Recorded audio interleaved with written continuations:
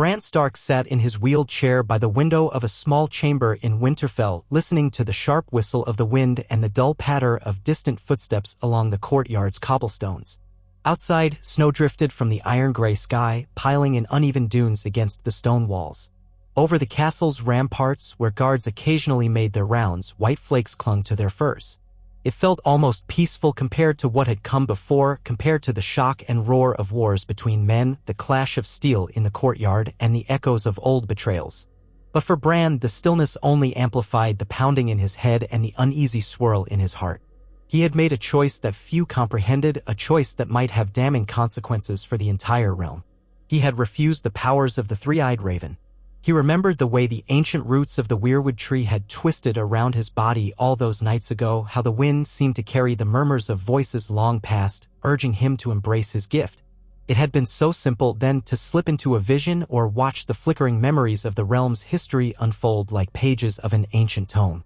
To let the green dreams become his new reality, forging him into something more than Bran Stark, turning him into an omniscient keeper of all that was, is, and will be. But that had frightened him in ways no fall from a tower ever could. That fall had left him broken, yet still himself, still Bran. The prospect of becoming a being devoid of all personal attachments, divorced from warmth and love, raised the specter of a far greater loss. He would have to sacrifice who he was for an eternal vigilance over events he could not, must not alter. So, on the day he realized that he could seize this power, he also realized with the same clarity that he could turn away. And turn away he did, ignoring the pressing calls from the old gods, refusing to perform the final rituals that would make the Weirwood Grove his domain. He felt the powers fade from him in the days that followed, as though the tide of knowledge he had once dipped his toes in was slipping back into the sea, leaving his mind calmer, emptier, but wholly his. A measure of guilt trailed after him, for he knew the realms had need of a three-eyed raven. But he could not cast away his identity, not after everything he had lost. Even so, refusing that burden did not mean freedom. It meant trouble. He still carried the burden of knowledge from the glimpses he had already absorbed. Those remnants manifested at times when he least expected, brief flashes of the past that haunted him, uncertain visions of possible futures, half-formed illusions that left him gasping in the night. He told no one of these nightmares, not even Sansa or Arya. He dreaded how they might look at him if they knew. They had grown in their own ways, Sansa into a decisive leader, Arya into an unflinching warrior. But Bran had become something else, and then had chosen not to become more. He carried pieces of an incomplete puzzle in his head, fragments that refused to fit neatly. Sometimes, he thought he glimpsed the last three-eyed raven scowling at him from the corner of his sight, fleeting as a ghost. He would close his eyes and think, "I am Bran Stark. I am still Bran Stark." But the doubts lingered. He listened now to the hush of Winterfell's corridors. The muffled voices from below told him that his siblings were busier than ever. Sansa, meeting with northern lords, forging alliances to stabilize their home after so much war. Arya, drifting in and out of the castle on errands no one dared question. Jon Snow was gone south to Targaryen territory to mend alliances that still needed tending. The realm was recovering from a near-apocalyptic threat. But if the realm discovered what Bran might have been, what he had turned his back on, they might not accept it so lightly. The door opened softly, and Mira Reed stepped inside. She looked older than she had just months ago, with faint lines around the corners of her eyes and weariness in her posture. The wars and travels had weighed on her. Yet there was a brightness in her that no darkness could extinguish, a fierce loyalty, a sense of purpose that had once carried Bran beyond the wall. She had stayed in Winterfell, despite her father's ailing health far to the south of the Neck. She said it was to stand by House Stark and all they had fought for, but Bran suspected it was also concern for him that kept her here. She drew close, silent as a shadow, and placed a light hand on his shoulder. "You aren't with your sister?" Bran blinked up at her. "Sansa knows how to manage the lords without me. She never needed me to manage them, really. Your counsel might help. You see things others don't." He heard the unspoken words, the echoes of what you once were. But he only said, "Sansa has a good head on her shoulders. She doesn't need me." Mira pressed her lips together. She hovered near him as though uncertain. "We need every advantage we can muster." He didn't reply. In truth, his powers were still there, flickering at the edges of his mind. But he had refused them, refused to feed them, to become them. He had a bare, tenuous connection, enough to sense that something was amiss in the realm, just out of sight. But to see fully, he knew he would have to give up the last vestiges of Bran Stark. And he would not do that. Not now. Not ever. Mira said, "I worry for you. You never call the ravens anymore. You never sit beneath the weirwood tree. You barely even let Hodder." She stopped herself. "Forgive me," she murmured, wincing. For Hodder was gone, sacrificed in that dark corridor north of the wall. The memory of it still stung. She tried to recover. "You barely let anyone help you. If the gift is a burden, maybe letting a little of it guide you wouldn't be such a bad thing." Bran's voice was soft. "There's a price for opening that door again. I don't want to pay it." She frowned. "The realm might. You're not the only one at stake." He turned away from her, wheeling himself toward the window to stare out over the battlements. "Let Sansa and Arya and Jon handle the realm," he said finally, his voice dull. "I just want to be Bran Stark." She didn't argue, though he could sense she wanted to. After a moment of watching his solemn face, she whispered, "We're having dinner soon in the hall. You should come." He promised he would, if only to keep her from pressing him further. She nodded and retreated, leaving him with the swirl of half-formed thoughts in his head. He recalled the day he had left the cave of the three-eyed raven behind. The old man had been destroyed by the Night King, leaving Bran as the only heir to centuries of stored knowledge. He had felt that knowledge flooding him as the Night King advanced. It had guided him on the subsequent journey, ensuring that he reach Winterfell to warn his family, to help unite the realm against the threat of the dead. But once that was done, once the battle was fought and won, he discovered that the lure of this omniscience was stronger and darker than he ever realized. To see all things was to lose your sense of self. He could feel the threads of his own identity slipping. The tastes, the smells, the memories that made him Bran became overshadowed by a roaring cacophony of past, present, and future. If he went fully into that, he would be something else entirely. Perhaps it was wise and selfless to do so, but in his heart it felt like death. He had thought then, let the old gods choose another. Let the magic find someone else. This is not my burden. I served my part. I am done. But it was never so simple. The knowledge wouldn't leave him entirely. Bran had refused the final transformation, yet that partial connection continued to pulse like a half-tended wound. He sensed that someone or something else out there was stirring. He glimpsed a flicker of a pale-eyed figure in dreams, or a swirl of green leaves turning black in nightmares. Waking, he could not be sure of what he saw, but it felt real enough to disturb his sleep and quiet his laughter. If the realm was in danger again, was his refusal a selfish indulgence? He clenched his hands on the arms of his chair. He shut his eyes and breathed. When the nighttime wind blew, he thought he heard the faint echo of a crow's caw, like a call from beyond. But then it vanished and he was left alone with the hush of snow. That evening, as promised, Bran went to the great hall for dinner. The torches along the walls burned bright, illuminating the high vaulted ceilings and the long wooden tables filled with the bustle of Winterfell's populace and guests. Servants wove between benches, setting down trays of roasted meats, mashed turnips, and dark bread. Large pitchers of ale and spiced wine glinted in the firelight. The North had rallied around House Stark anew, and the entire region felt a sense of fragile optimism now that the White Walkers were gone and the Southern wars had quieted. Yet tension crackled beneath the veneer. Times were uncertain, alliances fresh and untested. The Northmen had bled so much, losing kin and harvests, forced to rely on outside help to stave off the long night. Now, picking up the pieces, they wanted reassurance that House Stark remained strong. Sansa, seated at the high table, looked the part of a great lady, her auburn hair brushed away from her face and her garments of thick northern cloth embroidered with the direwolf sigil. She had grown more formidable, more regal, in the months since she had been named the Lady of Winterfell, both in official decree and in the hearts of her people. She spotted Bran rolling in, and a smile flickered across her features, though it was tinged with relief. She beckoned him to come sit beside her.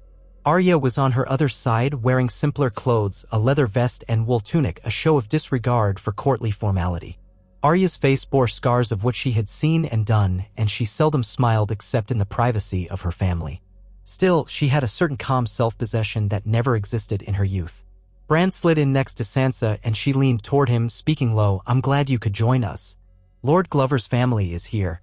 They want to see that House Stark remains united." Arya quirked an eyebrow. He might have also come for the food, she quipped, giving Bran the slightest grin. The kitchens have outdone themselves. Bran tried to smile, though it felt ghostly on his lips. I wouldn't miss a good roast boar, he said. He tried to sound casual, normal, as though his own turmoil wasn't chewing at him from the inside. Lord Glover and his wife came forward, offering greetings and well wishes to Sansa, compliments to Arya on her part in the wars, and polite nods to Bran. Bran returned them in kind, quietly noticing how they sized him up. He thought he caught them glancing at his chair, at his distant expression, wondering if the boy who lost his legs and gained strange powers was truly a figure to be counted on. Or perhaps they had merely heard rumors. Some said that Bran Stark was an oracle, that he could see the future, or that he was no longer human. Others whispered that he was a puppet king in the north. The truth was, ironically, simpler. He was a young man who no longer knew what place he occupied in the tapestry of the living. After a series of pleasantries, Sansa coaxed a conversation about new roads, trade routes, and winter provisions. The dinner progressed in a haze of talk. Bran listened, occasionally adding a word or two, but mostly letting his sister shine. She did it so effortlessly. She had grown adept at reading people, knowing precisely how to smooth ruffled feathers while still asserting her authority. Arya, for her part, was quiet but watchful, like a cat prowling the edges of the room. Bran admired them both, yet he felt more an outsider than ever. As the conversation turned toward the harvest in the Riverlands, a chill prickled Bran's spine, and his surroundings seemed to fade. An image came unbidden. He was standing in the crypts beneath Winterfell, but the statues of the old Stark kings were warped, their faces melted. The dusty corridor echoed with a voice, though he could not hear the words. Then, the vision flickered, and he saw a forest of black trees, a twisted weirwood in the center with leaves of darkest shade, dripping what looked like ink instead of sap. A pale figure stood behind it, beckoning. Raven feathers drifted at the figure's feet like ashes. Then it all vanished, leaving Bran reeling. He felt Arya's hand on his forearm. "Bran," she whispered, "are you all right?"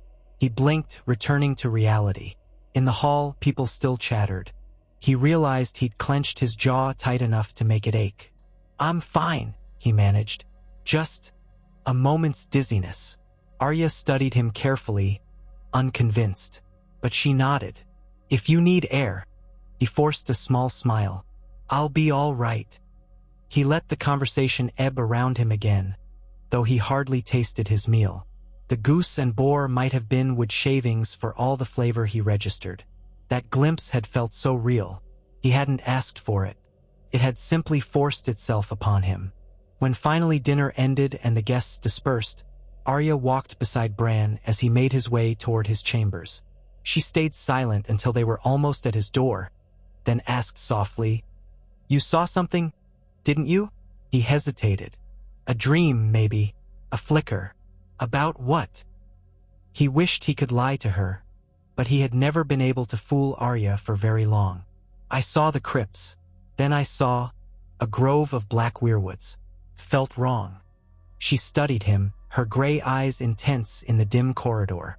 "You have those powers still, don't you?" He swallowed. "Not fully.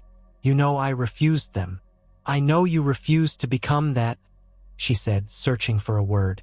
"That doesn't mean the power doesn't remain." He looked away. "If it does, it's nothing I can control or want to control." She nodded slowly, then exhaled. "All right, but if something troubles you, you'll tell us." He forced another smile. "Of course, I promise." She reached out and laid a gentle hand on his shoulder, then walked away.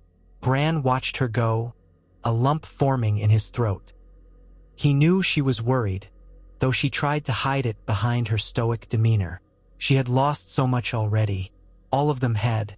And now he was burdened with fragments of the realm's magic that refused to fully let him go. Late that night, Bran struggled to sleep. He thought of that vision of the pale figure near the black weirwood. Who or what was that? The old gods? Some vestige of the Night King's malice?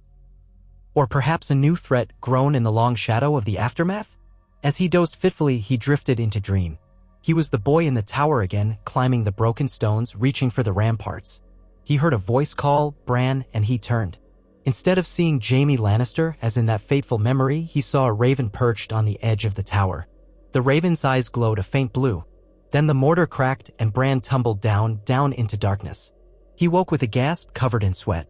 His heart hammered in his chest. He lay there in the gloom, struggling to calm himself. Sleep would not come again that night. The next day dawned bleak and overcast.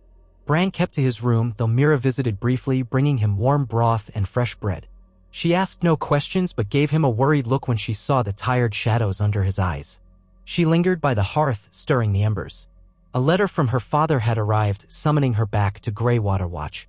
Her loyalty to House Stark was strong, but so too was her duty to House Reed. She did not want to leave Bran alone. He told her that she must do what was right. She promised she would stay until it was certain that Winterfell was stable. He offered her a wan smile for comfort, though he felt anything but certain in his own mind. The day wore on. Snow piled higher. By midday, Sansa summoned him to a small council meeting, just a gathering of key northern lords who happened to be in the castle. Lord Glover, Lady Mormont's uncle for the young Lady Lyanna Mormont, had perished in the war, a few bannermen, and of course, Arya. They talked about trade with the Vale, the state of roads near Moat Cailin, the distribution of grains. It was an ordinary meeting of governance. Sansa managed it with calm authority, letting each lord speak in turn, defusing potential arguments. Bran did not contribute much, but his presence added a sense of solidarity. He forced himself to appear engaged and attentive. Yet behind his calm facade, the image of that black weirwood loomed. Partway through the meeting, he felt the chill again, the sense of being watched. He lifted his gaze to the window. A large raven perched on the sill, staring at him through the glass. Its eyes were dark, not the white or blue or red that he had come to associate with mystical signs.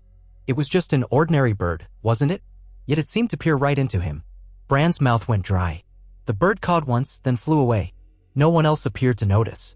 He stayed silent through the rest of the meeting, forcing himself to focus.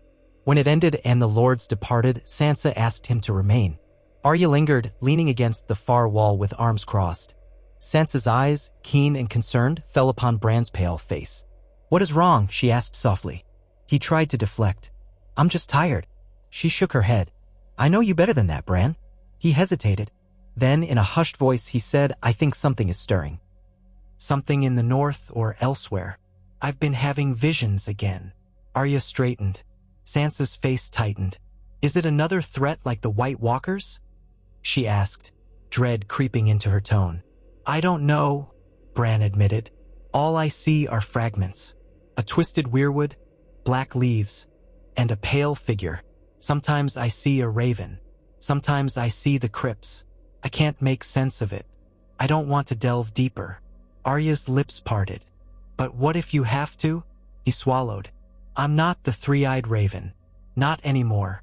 Sansa exchanged a look with Arya. They both knew the reason he had turned away, knew the cost of fully embracing those powers. Finally, Sansa said, "We can't ignore potential danger. Is there a way you can glean more information without losing yourself to it?" Bran bit his lip. Could he slip into a warg trance, or attempt to glimpse the past using the weirwood in Winterfell's Godswood? He had avoided that tree for months now, refusing to feed the powers. But perhaps a limited use wouldn't destroy him, or perhaps it would. The old gods had a way of exacting a heavy price. But if he did nothing, and some dark force crept upon them, the realm might pay an even heavier price. He exhaled slowly. "I can try, but I don't promise anything." Sansa nodded, though her worry was plain.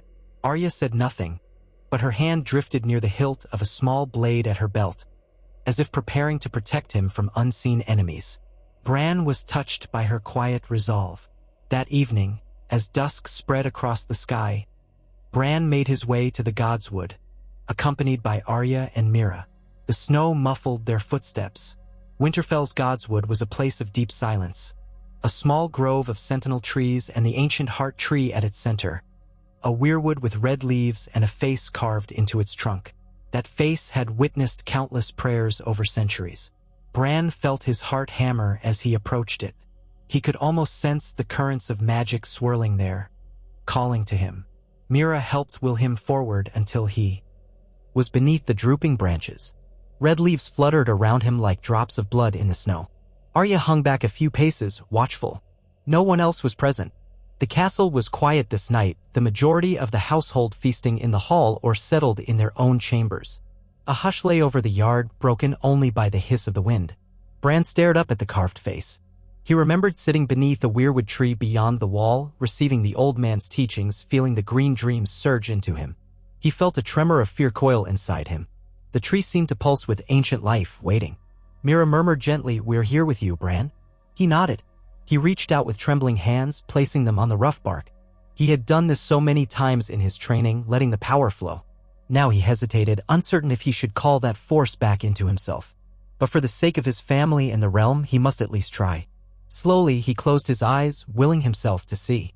At first, nothing came, just the distant rustle of leaves, the faint beat of his own heart. Then, a faint tingle spread across his fingertips and a swirl of colors blossomed behind his eyelids. He felt his consciousness tugged downward as if sinking into the roots of the tree. For a terrifying moment, he feared he'd tumble too far, that he'd slip back into that unending torrent of memory and lose himself. But he steeled his will. "I am Bran Stark. I am Bran Stark." Visions flickered. He saw Winterfell in ages past, lords and ladies at prayer, the castle with lower walls. He saw Eddard Stark cleaning ice by the heart tree. Then time lurched forward, glimpses of the battle against the dead, the fires, and the howling wind. He saw the present, too, shadows of tall pines, fresh snow, a faint glow of torches beyond the gate. Then, abruptly, the images twisted and he was no longer seeing Winterfell. He stood in a strange forest of black-trunked weirwoods, their leaves withered and dark. A pungent rot clung to the air as if the ground itself was sour. He heard a faint whispering, but the words were unintelligible. Glancing around, he tried to catch sight of the pale figure. Instead, he saw a shape melting between the trunks, something tall, clad in ragged cloth that might once have been a cloak, its skin tinged an unearthly white. Its eyes flared like shards of moonlight. Bran's heart pounded. This was no ordinary mortal. He sensed a dread power emanating from it, ancient yet new, as though it sprang from some primal well of darkness. The figure lifted a hand and he glimpsed a swirl of raven feathers drifting around its feet. Its lips parted in a soundless call. Bran felt a tug as if invisible strings sought to pull him closer. He tried to resist, but the figure advanced, footsteps making no sound in the hush of that unnatural wood. He turned to flee, but the vision gripped him. He felt time twist around him, saw images flicker. Battles raging in unknown lands, tall towers crumbling, the sea surging black, half-seen faces contorted in fear. Then he glimpsed the crypts of Winterfell and the statue of a long-dead Stark. Before that statue knelt the same pale figure, hands pressed to the dusty ground. It looked up at him, and Bran realized with horror that its eyes were empty sockets. No color, no pupils, just hollow darkness. He tried to scream, but the vision shattered. He jerked back from the tree, gasping. Mira grabbed his shoulders, steadying him. Arya was at his side in an instant, gripping his arm. He blinked wildly, returning to the godswood, the swirl of snow and the red leaves overhead. His breath came in ragged gulps. "What did you see?" Arya demanded, eyes wide. Bran tried to form words. A forest, weirwoods, turned black. Figure pale, empty eyes.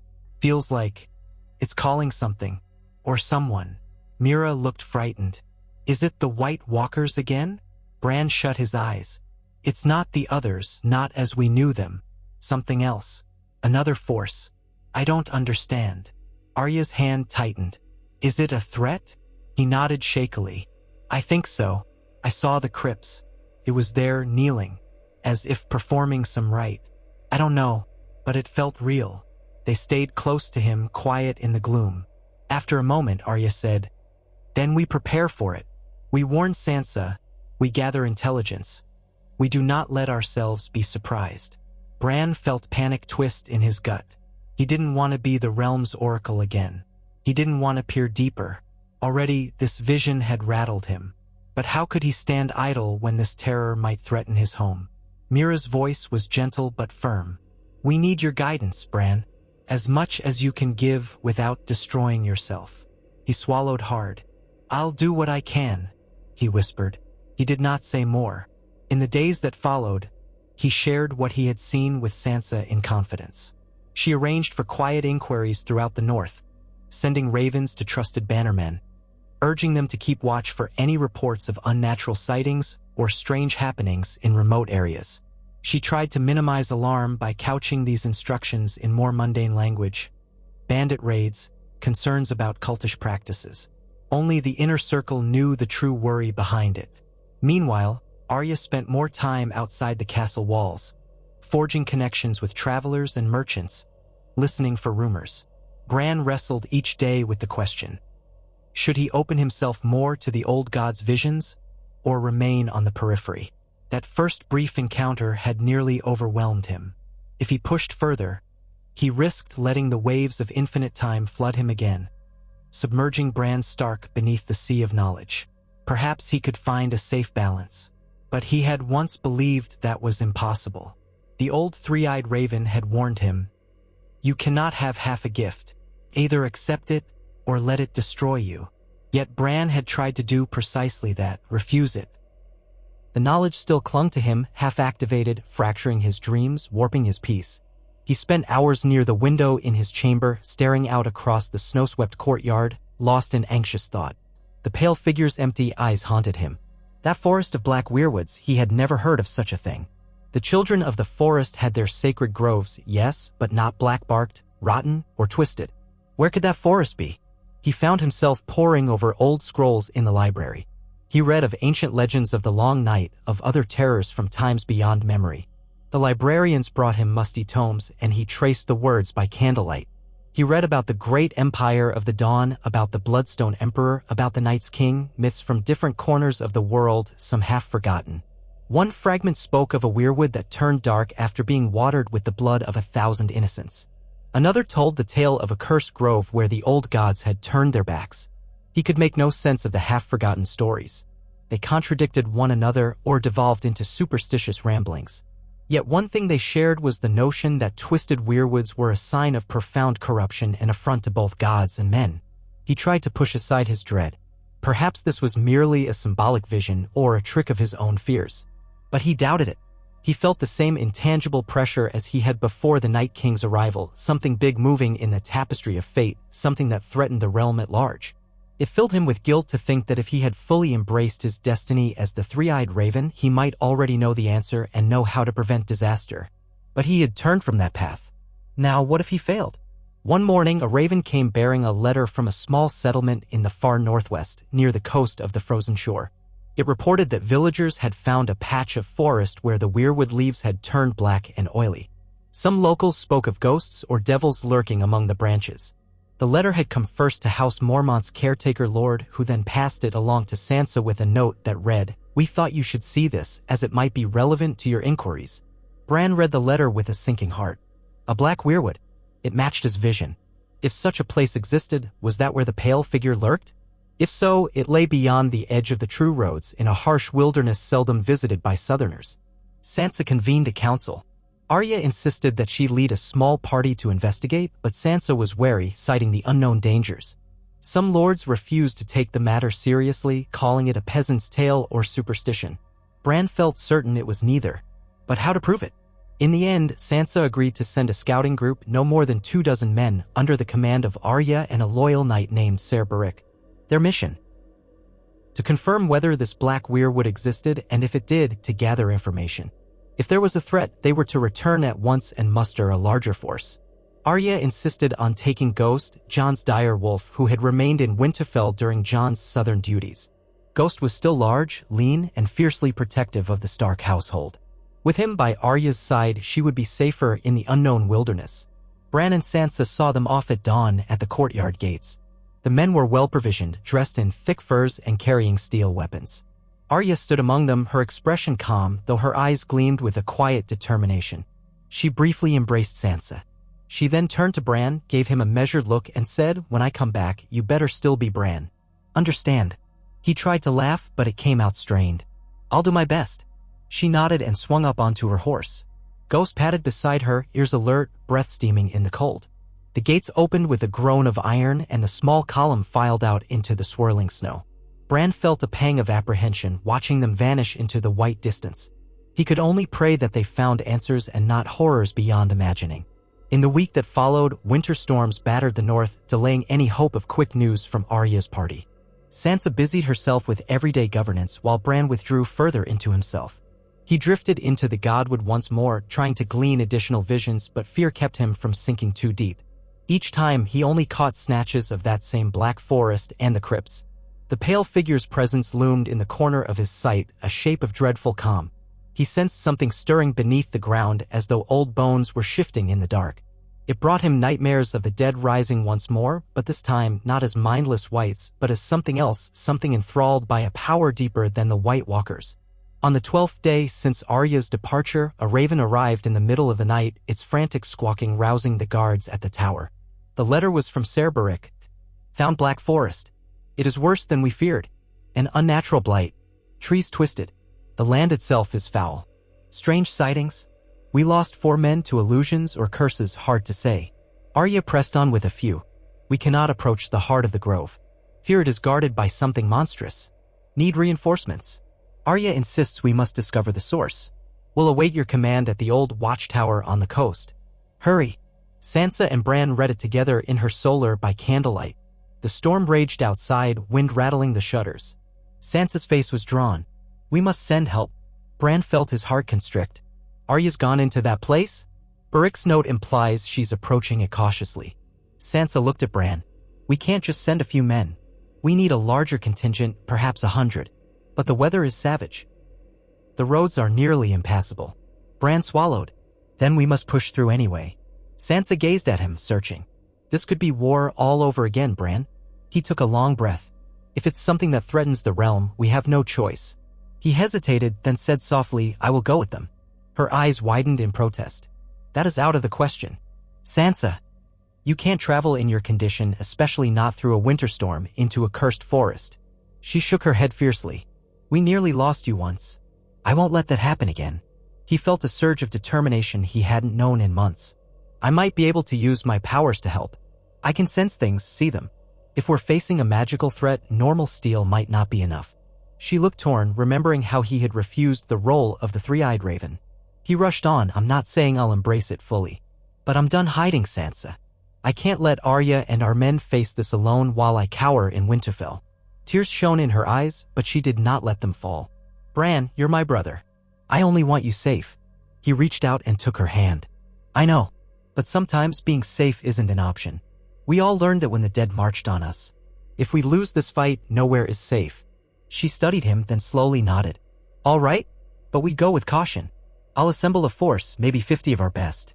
We'll bring wagons, supplies, anything we might need. No more half measures. We can't risk open panic, but we'll label it as a mission to deal with rumored bandits or wildlings stirring in the region. We leave within 2 days. That's the earliest we can be ready. He squeezed her hand. Thank you.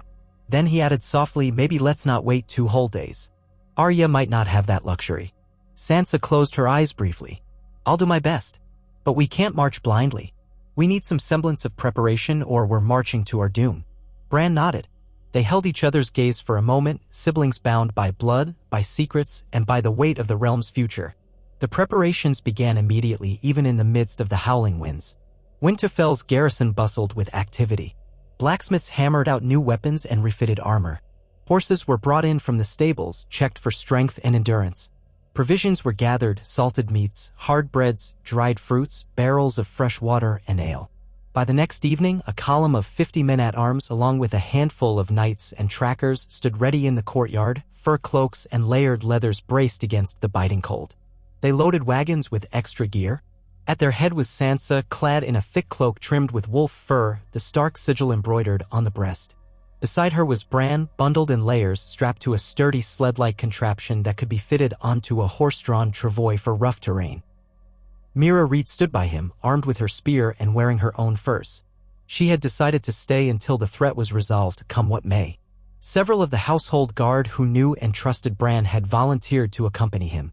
As they prepared to depart, Sansa turned over the running of Winterfell to a small council in her absence, urging them to maintain order and calm.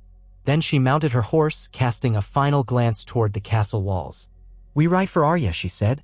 The men pounded fists to breastplates, murmuring their agreement. They set out into the twilight, torches flickering in the swirling snow. The route would be punishing, across icy roads and hidden trails over the rugged foothills and eventually near the coast, which was battered by frigid storms this time of year. But the Northmen were no strangers to harsh weather. They trudged onward, determined. 2 days into the journey, the storms intensified. Snow came down in thick sheets, turning the world into a white maze. The horses labored. The men had to break through drifts sometimes higher than their waists. Still, they pressed on, guided by scouts who had traveled these lands before. At night, they huddled in makeshift camps, lighting roaring fires and sharing body heat as best they could. Sansa and Bran stayed in a large tent ringed by guards. Inside, she pored over maps by candlelight, and he tried to glean scraps of insight from the faint call of the old gods in his dreams. But all he saw were the same images, repeated: black leaves, the crypts, a hand pressing to the earth as if in supplication or command. On the third day, they encountered a village that had been abandoned. The snow covered everything, but traces of footprints suggested a hurried flight. Doors were left open, shutters banging in the wind. Inside one cottage, they found a scattering of possessions but no sign of life. A chilling hush lay over the place. Sansa ordered a thorough search for survivors or clues. The men found old bloodstains in the snow leading away from the huts. There was no sign of bodies. The sight unnerved them all. They resumed their march, more wary than before. By the 5th day, they reached the old watchtower near the coast that Ser Beric had mentioned in his Raven. Its crumbling stone walls stood on a rocky outcrop, whipped by icy waves crashing below. A few banners fluttered from the tower's top, tattered by the wind. Approaching, they spotted men posted on the parapets, men wearing Stark livery. Ser Beric's men. Relief coursed through the party. Ser Beric himself descended the tower steps to greet them, looking bedraggled and exhausted. He knelt before Sansa, then nodded respectfully to Bran. Sansa bid him rise and asked for a report. His voice was grim. Lady Arya took about 8 men into the forest's edge. She told us to hold here and wait for reinforcements or her return. That was 5 days ago. We've had no word from her since. Bran and Sansa exchanged an alarmed glance. Is there any sign of them? Beric shook his head. We scouted as far as we dared, but that place, it's unnatural. We lost 2 men who wandered off. The trees themselves seemed to whisper, and illusions lure you deeper. We turned back, praying Lady Arya could fend for herself with Ghost and her group. Sansa's jaw tightened, her knuckles white on the reins. We've come to help, but it seems our first task is finding Arya. Yes, my lady, but how we do that I cannot say. Bran spoke softly. Take us there. We'll see what can be done. Reluctantly, Ser Beric agreed. They rested that night in the tower, the wind howling outside as if haunted. Bran scarcely slept. He wondered if Arya was still alive. She was resourceful, but even she could be overwhelmed by unnatural forces. Her face haunted his thoughts. That fierce determination. He would not lose another sibling. He couldn't bear it.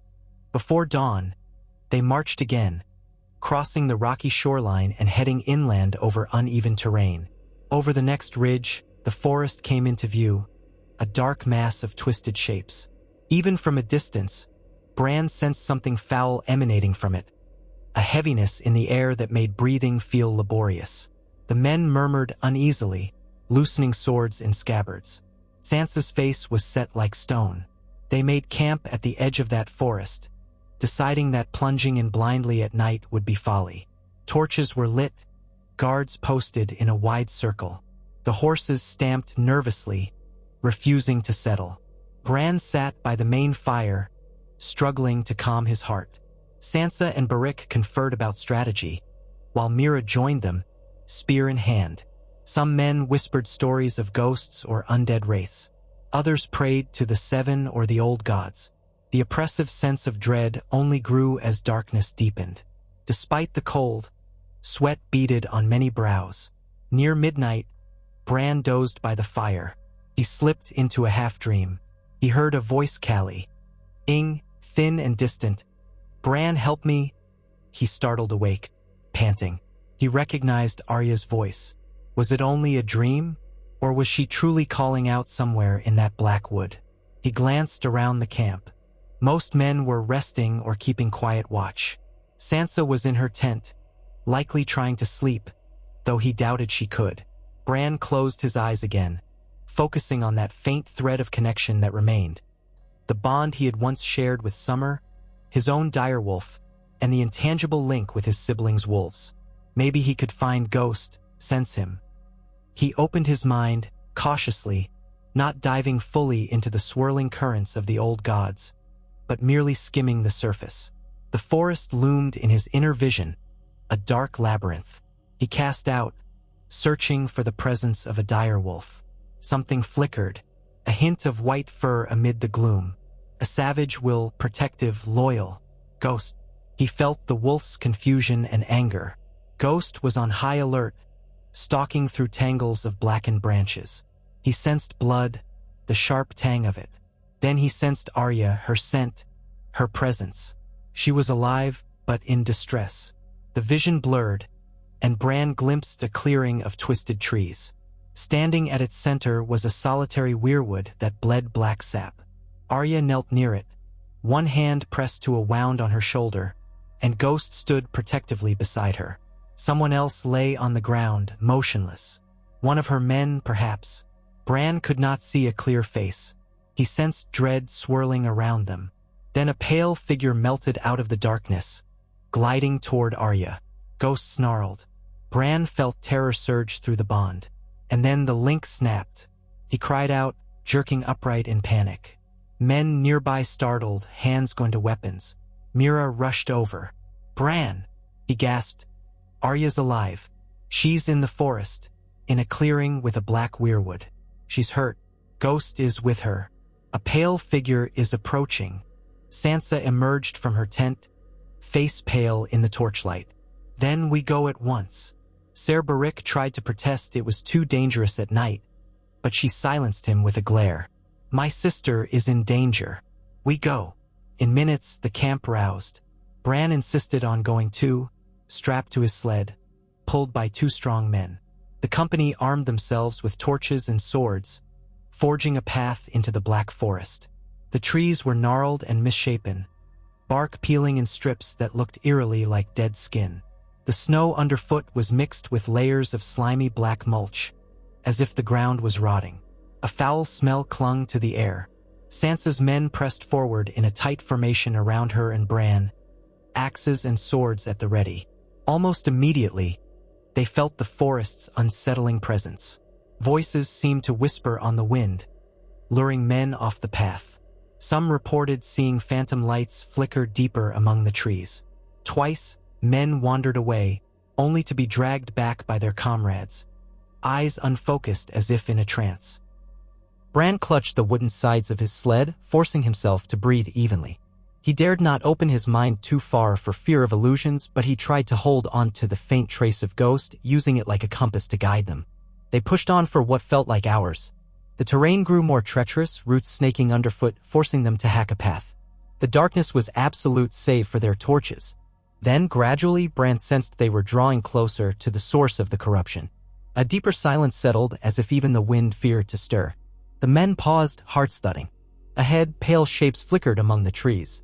Bran felt his blood run cold. Were they whites? Or something else? Suddenly, a tortured howl split the air. Ghost. It came from just beyond a ring of twisted trunks. Sansa shouted, Arya. She spurred the men forward and they burst into a clearing. The sight that met them was like something from a nightmare. A massive weirwood stood in the center, its bark blackened and blistered, its leaves shriveled and dark as coal. At its base lay the bodies of a few stark men, lifeless. Near them, Arya was on one knee, blood on her arm, her sword in hand. Ghost stood in front of her, bristling, snarling at the pale figure that loomed just yards away. The figure was tall and gaunt, wearing what might have once been a cloak of leaves, now withered. Its face was bone white, with deep hollows where eyes should be. Yet Bran sensed that it saw them all. Around its feet, black sap trickled from the roots of the weirwood, pooling like ink. The torch's glow made the shadows dance across its form, giving the impression it was flickering in and out of existence. At once, Sansa's men fanned out, raising swords and shields, forming a protective circle. Mira rushed forward to Arya's side, covering her with a spear. Sansa dismounted and knelt by Bran, her hand gripping his shoulder. Bran, what is that thing? He could only shake his head in horror. He felt the old gods screaming in his mind, as if repulsed by this abomination. Some twisted spirit, he whispered. A corruption of the weirwoods. The pale figure's mouth opened in a silent laugh. It gestured with a long-fingered hand, and the black sap at its feet began to writhe, coiling like serpents. Bran shouted a warning. Several men lunged, swords slashing at the creature, but the black coils sprang up, wrapping around their limbs, dragging them down. They cried out in terror. Arya tried to push forward, but her injured arm faltered and Ghost snarled, tearing at one of the black tendrils. Another soldier swung an axe, slicing through the ropey mass, but more sprang forth to take its place. Bran realized then that the spirit was drawing power from the corrupted heart tree. As long as it stood in that shadow, it was nearly invincible. And he realized with sick certainty only a power akin to the old gods could sever that link. Steel alone wouldn't suffice. He had refused the full might of the three-eyed raven.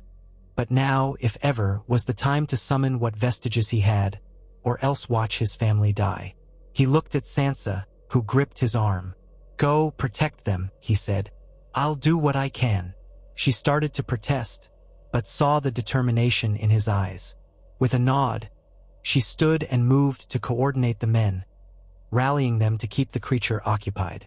Bran closed his eyes, placing trembling hands on the soil. He forced himself to call upon the old gods. His mind slid into that half-familiar trance. He felt the swirl of memory, the swirl of life energy that pulsed through every weirwood. Though this one was corrupted, the entire network of weirwoods throughout the north was still connected, like roots entwining under the earth. He reached for them in desperation. He was Bran Stark. He was also more than Bran Stark, even if he had refused it. He still had some small claim to that ancient power. He pictured the healthy weirwood in Winterfell's Godswood, the thousands more across the north, white-barked and red-leafed, the children of the forest's gift to the land. He focused on that sense of purity of nature calling it forth. He felt the ground beneath him tremble. The twisted black heart tree quivered, as if sensing a threat. The pale figure turned toward Bran, empty eyes narrowing. It hissed, a sound of rage and despair, and flung black tendrils in Bran's direction. Before they reached him, the men formed a shield wall in front of Bran, blocking the tendrils with steel and flaming torches. Sansa stood among them, face set. Arya staggered up beside her, ignoring the blood on her sleeve, and Ghost flanked them, fur raised. Despite their bravery, they couldn't hold forever. The vile tendrils battered them.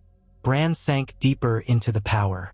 He felt his consciousness stretch beyond the clearing, beyond the forest, linking with the rest of the living land. In that moment, he was aware of the raging sea to the west, the snowy plains to the east, the moorland to the south. He sensed the weirwoods in 1,000 secret groves. He also sensed how this black corruption was an anomaly, a wound in the tapestry. Gathering what strength he could, he turned that living energy upon the twisted weirwood. Green light flickered at the edges of the clearing. The pale figure screeched, a sound that made men clutch their ears in pain. The black sap recoiled as if burned. Bran poured more will into it, calling forth the power of the old gods, the primal magic that lived in heart trees. He was on the edge, risking total immersion. He felt an eerie calm slip over him, as if he stood on the precipice of losing his identity. But he couldn't let go entirely. He had to remain Bran, or there would be no returning. "You do not belong here," he whispered, directing his thoughts at the creature. "This forest is not yours. This realm is not yours." He felt a surge of resistance, a wave of cold malice. The pale figure advanced, contorting its limbs in unnatural angles, straining to maintain its hold on the corrupted tree. The men attacked again, hacking at the coiling black vines, but the tendrils kept sprouting anew. Sansa and Arya tried to edge closer, seeking to strike at the creature itself, but every approach was met with more twisting darkness. A wave of dizziness overtook Bran. Voices filled his mind, ancient watchers, the ghosts of the old gods, or perhaps the memories of every three-eyed raven who had come before. They clamored for him to open himself fully to become the vessel of their power. If he did, he might overwhelm the creature, but he would also become lost. He remembered that that was the path he had refused, the sacrifice of self. Yet if he did not, they might fail here. Arya, Sansa, Mira, and all these men might die. The corruption could spread, warping other heart trees, unleashing a new darkness upon the land. He saw no other choice. He inhaled sharply, tears burning his eyes. I am Bran Stark, he murmured. I do this for my family, for the realm. Then he let the power in, flinging his mind wide to the weirwood network. A torrent of images flooded him, centuries, millennia of history. He felt himself dissolving in the tide. But with a last thread of will, he directed that power into the corrupted heart tree. A brilliant green light flashed from the ground. The black bark began to crack, fissures forming. The pale figure wailed, staggering back, the darkness unraveling from its limbs. The men cried out, shielding their eyes from the sudden glow. Bran focused on the rift in the bark. Through it, he glimpsed a red sapwood core, the true color of a weirwood. He thought of Winterfell, of his siblings, of the times before tragedy struck. He let those memories anchor him. As he recalled simpler days climbing the walls with Rickon, hearing old Nan's stories, he channeled all that warmth, that love, that core of who he was, into the heart tree. The twisted bark splintered. With a sound like thunder, the blackened shell exploded outward in a shower of rotten wood. The pale figure shrieked one last time as the darkness around it collapsed. The men dove aside, dragging Bran's sled back. Sansa threw herself over him, shielding him. Then came a burst of frigid wind and silence. When the men lifted their heads, they saw the clearing transformed. The black rot was gone. The heart tree stood white and red once more, its leaves bloody in the torchlight. The pale figure had vanished, leaving only a faint silhouette of ash that crumbled in the breeze. The twisted branches overhead no longer whispered in malevolence. A hush of peace settled over the forest. Sansa helped Bran sit up. Blood trickled from his nose and his eyes were glazed. He felt drained beyond measure, as if he had poured out his very soul. Yet to his surprise, he still felt himself. Not whole, but not lost. The incredible, overwhelming swirl of knowledge receded, leaving him trembling, lightheaded. Arya stumbled over, kneeling beside him. Ghost pressed close, whimpering softly, his muzzle stained with black fluid from the tendrils he had torn apart. Arya's eyes shone, relief and gratitude etched on her face. She clasped Bran's hand. You did it, she breathed. He gave a feeble smile. You're hurt, he said, noting her bleeding arm. It's a scratch, she lied, though it was a deep gash. Mira hurried to tend her. Sansa clasped Bran's other hand, tears in her eyes. The men around them stared at the newly cleansed weirwood in awe. The ground still bore signs of battle, broken roots, churned mud, fallen bodies, but a profound stillness had replaced the earlier dread. Cerberus approached. The creature, it's gone? Bran nodded wearily. Its essence was bound to the corruption of the tree. Once that was purified, it couldn't remain. Mira's voice quivered with relief. Then it's over. Sansa shook her head. Maybe for now. We need to ensure this doesn't happen again. That the corruption isn't spreading elsewhere. Bran exhaled. I suspect it was contained here. An echo of old magic that festered in isolation. It latched onto the weirwood and twisted it. Now that I've severed that link, the threat should be gone. Arya rose unsteadily, leaning on Mira's shoulder. Then let's burn the remains of this place to be sure. She had a point. Without the heart tree, the forest would be just another patch of woods. But the newly restored weirwood pulsed with a gentle life, no longer malevolent. Bran shook his head. This tree is part of the old gods. We should let it heal. Burning it might anger the spirits. A hush fell. Sansa looked uncertain, but after a moment she said, We'll let it be. We'll post guards to ensure no one tampers with it. The men began to gather the bodies of the fallen, including the 4 who had accompanied Arya. A solemn sadness weighed on them for the losses, but they had prevented far greater tragedy. As the group collected themselves, the first pale light of dawn appeared through the canopy. The new day's sun shimmered on the white bark of the restored heart tree. The blood-red leaves caught the breeze, whispering softly. Bran felt a comforting sense of gratitude, as if the tree itself thanked them. Sansa ordered the group to head back to the old watchtower where they could tend to wounds and bury their dead with proper respect. Cerberus organized men to clear a path through the ruined undergrowth. Mira stayed close to Bran, who was too exhausted to speak. Arya walked beside them, limping slightly. The hush of dawn felt almost sacred. Once they had trudged a distance from the clearing, Sansa halted to stand beside Bran. They looked back through the twisted trunks.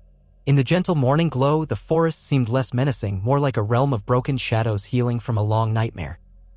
Bran wondered if he had paid a deeper price than he realized. The power he had unleashed had been immense. For a heartbeat, he had opened himself to the entire weirwood network, risking that final transformation he had always dreaded. Yet something unexpected had happened. He still felt like Bran, albeit drained and forever changed. Maybe it was because he had tethered himself to memories of love and family. Or perhaps he had grown strong enough to contain a portion of the gift. One thing he was sure of, he no longer felt the crushing swirl of infinite knowledge in his head. He felt at peace. As they resumed their slow march, Sansa asked quietly, "Will you be all right?" He stared ahead, watching Arya pack Ghost and whisper something to him, watching Mira wipe sweat from her brow. "I think so," Bran said. "I won't be the three-eyed raven, but I'll use what I have when it's needed to protect our home." She nodded, eyes bright with tears. "Thank you." He managed a tired smile. "I chose to stay, Bran Stark. I'm glad I did." They continued onward. Snow crunched underfoot and the soldiers trudged in weary determination. A light wind rustled the branches overhead. In that gentle sound, Bran imagined he heard a faint note of approval from the old gods. He had refused the full mantle of the three-eyed raven, but still, in that twilight of power, he had proven that a man could remain himself and still tap into the gifts of the ancient magic enough to defend what mattered most. When they finally emerged from the Black Forest and saw the broader northern lands rolling out before them, pale sunlight breaking through the clouds, a collective sigh of relief swept the group. The realm stretched on, battered but alive. In that moment, Bran allowed himself to hope. They would rebuild. They would heal. And in time, perhaps no one need shoulder the lonely, crushing burden of the three-eyed raven. They would endure as they always had together. For the first time in many long months, Bran felt the warm flicker of pride in his chest. Not for the powers he possessed or refused, but for the simple fact that he had made a choice. He had chosen not to abandon the world of men for the throne of ravens. He had chosen his family and his identity, forging a new path. Whatever the future held, he would face it as Bran Stark, and that was more than enough. They did not linger near the ruined grove. Even though the heart tree stood cleansed and the pale figure had vanished, the forest around them still felt heavy with echoes of its recent corruption. Bran felt an immense fatigue in his body, as if he had poured out a reservoir of strength he did not know he possessed. Every time his sled hit a bump in the ground or slid over a root, a dull ache spread through his limbs, and his mind felt as if it had been scorched by a great blaze. Yet in that exhaustion lay a flicker of resolve. He had not lost himself. Sansa led the men back out, forging a rough trail through the twisted trunks until they reached the forest's edge. There, they found daylight again and a cold wind that carried hints of sea salt. The old watchtower stood on the distant rise like a solemn sentinel overlooking the coast. When they finally reached it, the sky was streaked with low clouds tinged with the colors of dawn. The men posted at the tower greeted them with anxious relief. The next hours passed in a blur of activity. The fallen were accounted for and prepared for burial rites. Some had lost their lives in the clearing, others in earlier skirmishes with the forest's illusions. Cerberus moved among the survivors, offering stiff nods and murmured words. He looked as though he had aged years in just a handful of days, the lines of worry etched deep in his face. Mira and several of the soldiers helped tend Arya's wounds, binding her shoulder with fresh linen. She protested every motion, insisting she would be fine, but she was too pale to fool anyone.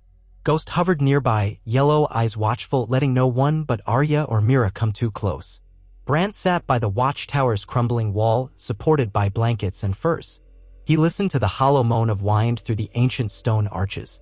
Sansa was kneeling beside him, inspecting him for any visible injuries, though she suspected his true wounds were inward. He tried to assure her he only needed rest. "We'll return to Winterfell as soon as everyone's ready to travel," she said softly, one hand on his shoulder. "There's nothing more for us here." He closed his eyes and inhaled the biting air. "We should give the lost men a proper farewell. After that, yes? Let's go home." An hour later, they gathered in a sheltered spot behind the watchtower, shielded from the sea gusts. There, they built a low cairn of stones for the men whose families were far away. Other bodies would be carried back for kin to mourn. The ceremony was spare and quiet, punctuated by the hiss of the wind and the scrape of rock on rock. Sansa said a few solemn words in the name of House Stark. Arya stood. Through it all, her right hand pressed protectively over her bandaged arm, her face set. Bran watched as the men bowed their heads in respect, eyes heavy with sorrow. So many had died in recent years, killed by White Walkers, by wars, by betrayals. This time, at least, the threat had been quelled swiftly. He found himself staring at a scatter of footprints near the tower's western wall. Ghost's paw prints were easy to discern, along with Arya's boot marks and the narrower impressions of others. They had braved the heart of that forest, confronted a force that might have grown into another unimaginable menace for all the living.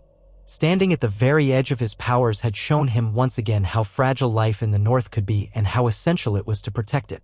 They departed that same afternoon, forming a caravan bound for Winterfell. Sansa insisted on traveling slowly to avoid overtaxing the wounded. The watchers who remained behind at the tower would keep an eye on the area, ensuring no other pockets of the black corruption lingered. Cerberus volunteered to lead that watch, vowing he would send ravens at the first sign of any trouble. Sansa agreed, though she made it clear they should not venture near the grove unless absolutely necessary. The journey home stretched longer than expected. Winter storms hit hard, blanketing the trails with fresh snow and ice. The wagons carrying supplies and the men assisting Bran's sled had to navigate narrow paths turned slick by freezing winds. 2 horses went lame on the second day, forcing adjustments in the caravan's load. Spirits dipped and the men grew irritable as the weather worsened. Each morning, the biting cold stiffened limbs and caused quick tempers. Still, they pushed on, determined to reach the shelter of Winterfell's high walls. One night, while the wind howled outside their tents, Bran lay half awake, the smoldering embers of a campfire painting flickering shapes on the canvas. He drifted into a half-dream, seeing once more the black bark of that twisted heart tree. But this time it was fully restored, its bark white and red, the corruption flaking away like ash. A faint voice whispered, but Bran could not discern the words. Then, abruptly, he saw another image, the crypts of Winterfell, dark and solemn, the statues of the old Starks standing guard over generations of bones. A shape moved between the pillars, someone with a torch, the flame dancing across cold stone faces. Then the dream ended, leaving him breathless. At dawn, he confided in Sansa that he had dreamed of the crypts again. She listened, her face pale in the early light. "Is this another sign?" she asked quietly, leaning so none of the dozing guards would overhear. Bran shook his head. "I'm not certain. It might be just memory. Perhaps my mind is drawn to the crypts because Father is buried there, because Rickon and the others rest there. I don't know if it's a warning." She let out a slow breath. "We'll be home soon. We can visit the crypts ourselves, see if anything is amiss." He nodded, not wanting to stoke more worry. The old restlessness flickered inside him, the sense that some chain of events still hovered at the edge of his perception. But he told himself that the primary threat had been dealt with. He'd seen the dark presence destroyed, the black weirwood shattered, the pale figure's power undone. Whatever came next, he could face it with his family. At last, on the 7th day, Winterfell's gray walls appeared on the horizon. Relief rippled through the company. The men hastened their pace, pushing through the fresh snowdrifts around the moat. The gatehouse sentries recognized them, raising a shout that echoed from the ramparts. Within minutes, the travelers were passing into the courtyard, greeted by stable hands and soldiers who rushed to help them. The courtyard seemed almost cheerful in comparison to the bleak wilderness they had left behind. Cookfires wafted the smell of baking bread, and the distant clang of a blacksmith's hammer was as reassuring as a heartbeat. Maester Gareth, a middle-aged man with a thoughtful demeanor, hurried over to check on the wounded. He ushered Arya, Bran, and several limping soldiers into the great hall where a corner had been hastily set aside for medical care. Arya resisted being fussed over, but she allowed him to rebind her shoulder after Sansa scolded her for trying to do everything alone. Bran submitted to an examination of his own. His face was pale, and his limbs shook with fatigue, though not from any physical injury. Maester Gareth gave him a mild draught to help him sleep and advised complete rest for at least a few days. Bran tried to settle back into life at Winterfell, but he realized quickly that the days of easy normalcy were gone. Word of his and Sansa's expedition spread through the castle corridors. Whispers of dark magic in the far north, of cursed trees and ghostly figures, ran rampant among the servants, the guards, even some of the minor lords who were passing through Winterfell. Bran sensed their eyes upon him as he rolled his wheeled chair through the halls. They knew he had powers. Rumors of his visions and uncanny knowledge had circulated since the long night. Now they believed he had gone north to confront some evil. Many were awed, some were afraid, and a few doubted the tale. But all recognized that something unusual had happened. Sansa did her best to quell rumors. She announced to a small gathering of trusted lords that the expedition had put down a threat of rogue magic, a remnant of the White Walker invasion. She downplayed the details, framing it as a successful mission that demanded no further alarm. Yet curiosity lingered in every polite bow and lowered gaze. The Northmen had long revered the old gods. Now they wondered if Bran was an avatar of those gods' power, despite his refusal to be crowned anything of the sort. He caught glimpses of their reverent stares. It unsettled him. Arya, once her shoulder had healed enough for limited movement, roamed the castle restlessly. Sometimes he saw her in the courtyard, practicing her sword drills or giving tips to younger guards. Other times, she vanished for hours, likely exploring the hidden corridors of Winterfell as she once did as a girl. One evening, She sat with Bran by the hearth, Ghost lying at her feet, and said, "I'm going mad in here. It's too calm. Feels like waiting for something to strike." He smiled faintly, poking a log with the iron poker. "Maybe we should be glad for calm." She did not smile back. "Calm never lasts. You saw that figure in your visions, and it was real. You destroyed it, but you keep dreaming of the crypts. Something else might be coming." He lowered his voice. "If it comes, we'll face it. But I can't hunt down every flicker of a dream. I nearly lost my identity taking on that power." Arya stared into the flames. "I understand that. I just don't want to be caught off guard." The dance of the firelight painted them both in warm hues, but Bran felt a chill that had nothing to do with the cold outside. He had chosen to remain Bran Stark, but the realm saw him differently now, and as Arya pointed out, there were always more shadows lurking. Even if the pale figure was gone, the wide world was never short on threats. That same night, once everyone else had turned in, Bran wheeled himself to his small chamber. The castle corridors lay silent and hushed, the torches flickering in their iron sconces. He found that he couldn't bring himself to blow out his candle. His mind churned with the memory of that final surge of magic in the Black Grove. He remembered how the weirwood had glowed, and for an instant, he had felt all of time pressing in on him. The voices of countless centuries had beckoned, as if he could step forward and vanish into their ranks. Yet he had refused. He fell into a troubled sleep. Before dawn, he woke sharply from another dream. In it, he stood in the crypts again. A figure knelt before the statue of Ned Stark, but this time, the figure was only a silhouette, and it whispered, "You have not yet answered the call." Then it turned, revealing not hollow eyes, but a mirror of his own face, as though Bran was looking at himself. He jolted awake, heart pounding. That morning, he asked Mira to accompany him to the Godswood. Her departure had been delayed yet again. Each time she was poised to leave, something important transpired, or another matter demanded her help. She was loyal to the Reeds, but she also felt that House Stark remained key to the North's stability. Given all that had happened, she stayed on, at least until the season turned less deadly for travel. She agreed at once to bring him to the Godswood. The two made a slow trek across the snowy courtyard, passing clusters of guards and servants, until they entered the walled grove that stood at Winterfell's heart. In that secluded space, the hush was profound. Snow blanketed the branches of sentinel trees, and the ancient weirwood at the center had limbs weighted by drifts of white. Crimson leaves still clung here and there, as though refusing to yield to winter's grip. The carved face in the trunk stared with blind solemnity. Bran felt a flutter of nerves. He recalled how he had plunged into a vision at this same tree, glimpsing the black grove that nearly claimed them. Mira helped wheel him to a spot beside the heart tree's thick roots. Then she stood watch at a respectful distance. Bran closed his eyes. He wasn't sure exactly why he had come. Perhaps he wanted to reassure himself that everything was normal here. Yet the memory of the dream lingered. He rested his hands on the rough bark. The cold stung his fingertips, but he pressed gently, trying to feel the subtle pulse of living magic. The tree felt quiet, drowsy, perhaps in the heart of winter. Its power was not demanding anything of him. He sensed no immediate threat, no swirl of visions. After a time, he exhaled and let his shoulders relax. He almost laughed at how tense he was. Mira approached softly, the snow crunching underfoot. "Anything?" she asked. He glanced up. "It feels calm. Peaceful, even." She smiled, relief in her eyes. "Good. Then maybe it's all over." He patted the bark once more before pulling his hands back. "I hope so," he murmured. Even as he said it, he felt an inkling of doubt. The realm was vast. Dangers didn't always announce themselves through corrupted weirwoods. But for now, the Godwood was at rest, and that was something to hold on to. They turned to go, but just as they reached the iron gate that separated the grove from the rest of the castle grounds, they found Arya waiting for them on the far side. She wore her usual plain leathers, her short hair tucked behind her ears. Ghost stood at her side, his bright eyes flicking between them. Arya nodded in greeting, then said, "Sansa wants us in the Great Hall." A raven arrived from the south. Bran followed her, curiosity piqued.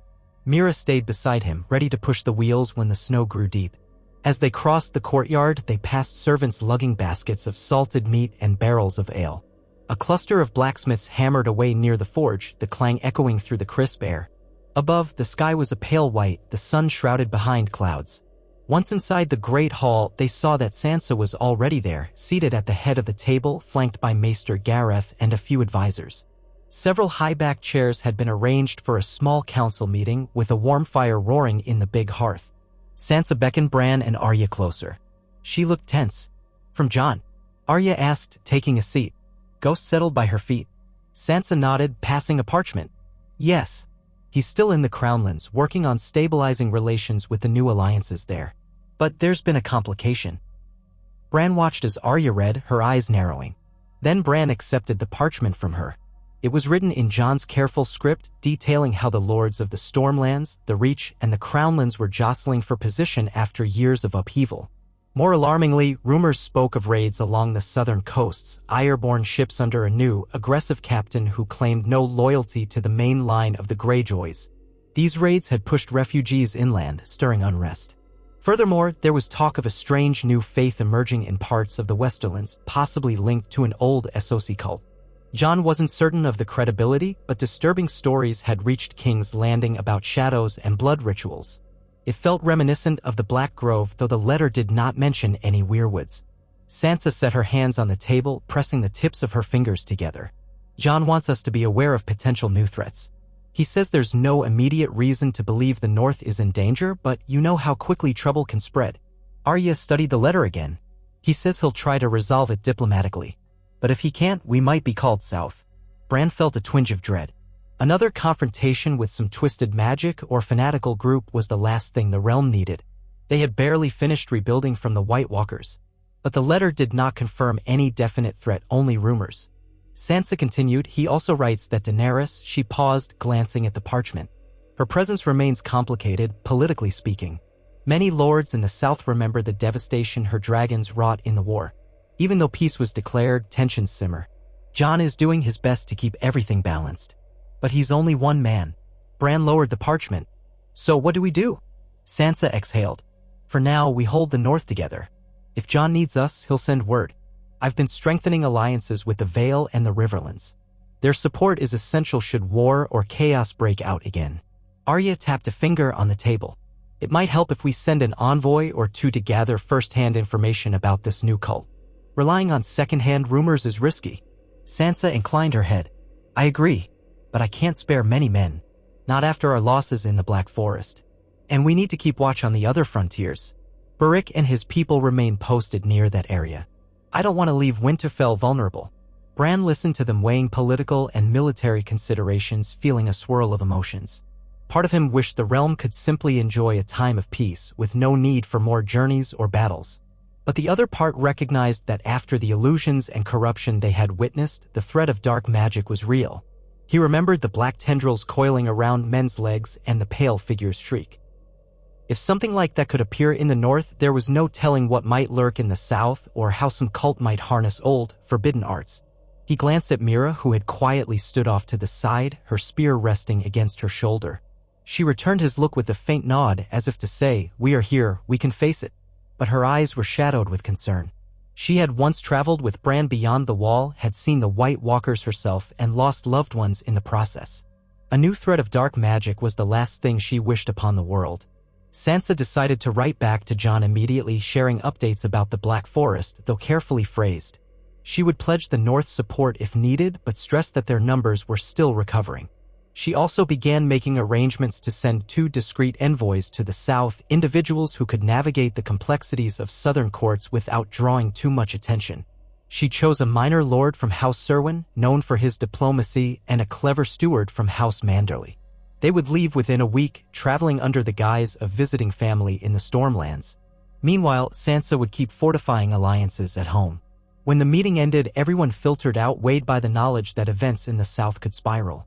Bran lingered, staring at the dying embers in the hearth, wondering if his refusal to embrace the full power of the three-eyed raven would cost them precious foresight. He tried not to dwell on it. He had done what felt right, and that had to be enough. In the weeks that followed, Winterfell returned to a rhythm of daily tasks. Repairs continued on outlying watchtowers, supply lines were strengthened, and the blacksmiths churned out fresh weapons. The caravan roads leading south remained open, though snowstorms often caused delays. When the two envoys departed, Sansa gave them a small retinue of guards along with letters bearing the Stark seal. The men rode out at dawn, disappearing into swirling drifts. The castle gates closed behind them, leaving an uneasy hush in their wake. Bran, still struggling with fatigue from his magical exertion, spent more time in the library and in the solar, studying old maps and scrolls. He wanted to understand how the realm might be shaped by the new troubles rumored in the south. The children of the forest had once told the first men that the old gods were bound to the weirwoods, that these trees wove together the memories of the land. But nowhere in the texts did it say what might happen if another group tapped into forces older or more alien than the old gods.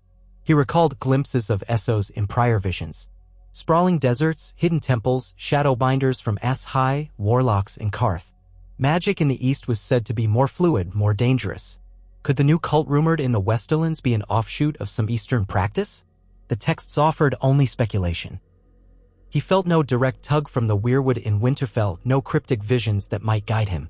Perhaps the threat was mundane, or perhaps it was real but well hidden.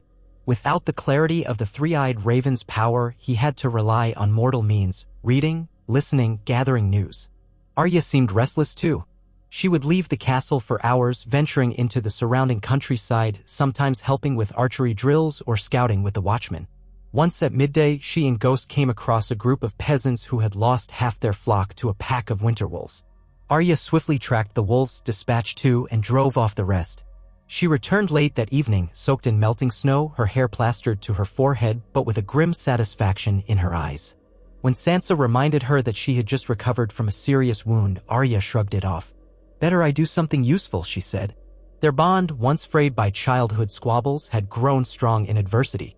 Still, Sansa tried to keep the castle's daily affairs running smoothly, and Arya chafed at the monotony. Bran found himself mediating subtle tensions between them. Sansa wanted Arya to take an official position in Winterfell's defense, but Arya resisted anything that felt like a formal chain of command. She wanted freedom of movement, the space to act on her instincts. Eventually, Sansa relented, letting Arya do as she wished so long as she stayed in communication. Bran suspected that was the only compromise that would maintain peace between them. Days turned into a month and winter deepened. The nights grew longer and the sun, when it appeared, was pale and brief. Bran continued having dreams of the crypts, though they were less intense now. Sometimes he saw a figure, sometimes only dark corridors lit by ghostly candles. When he shared this with Arya, she offered to search the crypts directly. He agreed. She took Ghost and a lantern and descended beneath Winterfell, returning an hour later with a bemused shrug. "It's Q. You yet. Dust, old cobwebs, your typical musty air. No sign of intruders or ghosts." Bran sighed, relieved yet still puzzled. Perhaps the crypts were only a symbol to his dreaming mind, a reminder of the dead or an echo of the old powers he had brushed against. With no immediate evidence of a threat, he tried to let it rest. But the lingering sense of unfinished business gnawed at him. Then, without warning, a new raven came from the south, carried by a bird so exhausted it nearly collapsed on the tower's ledge. Maester Gareth found the parchment sealed with the sigil of House Serwyn, the envoy Sansa had sent forth weeks ago. She rushed the letter to Sansa, who read it in her solar, flanked by Arya, Bran, and a few close advisors. Her eyes grew wide as she took in the words. "They report gatherings of hooded figures in Lannisport," she said softly, reading from the letter. "Serwyn's man saw them late at night near the harbor. Whispers of a new power rising, something to do with blood and flame. People call them the Harbingers of Light, but there's talk that they practice dark rites. The local lords are unsettled. Some blame the Iron Islanders for stirring trouble. Others suspect foreign gold fueling it. Either way, the faith of the Seven denies any link, and the Red Priests of R'hllor disavow them too. No one claims them." Arya's lip curled. "Blood and flame. That reminds me of the old stories about the Red God, or shadow magic from Aes-High. But if the Red Priests themselves disavow it?" Sansa nodded. "This letter also says the group symbol is a circle of black sunbursts. Our envoy is trying to learn more. He says the mood in Lannisport is fearful, especially since the Ironborn have attacked fishing villages along the coast." Bran frowned. "I read of Shadowbinders who worshipped a dark sun in Essos. It was an obscure cult, never large. Some said they were an offshoot of R'hlloreth's faith. Others insisted they worshipped something entirely different. The texts were unclear. One of Sansa's advisors, Lord Branfield, spoke up. Hooded foreigners in Lannisport might not concern us directly. The West is distant, and the Lannisters can handle trouble on their shores. Or so they claim. But if these harbingers sow chaos, trade routes might be disrupted, and the Crownlands could be drawn in to quell unrest. Then it becomes everyone's problem. Arya shifted in her seat. We can't fight shadowy rumors. We don't have the men, nor the authority to march west.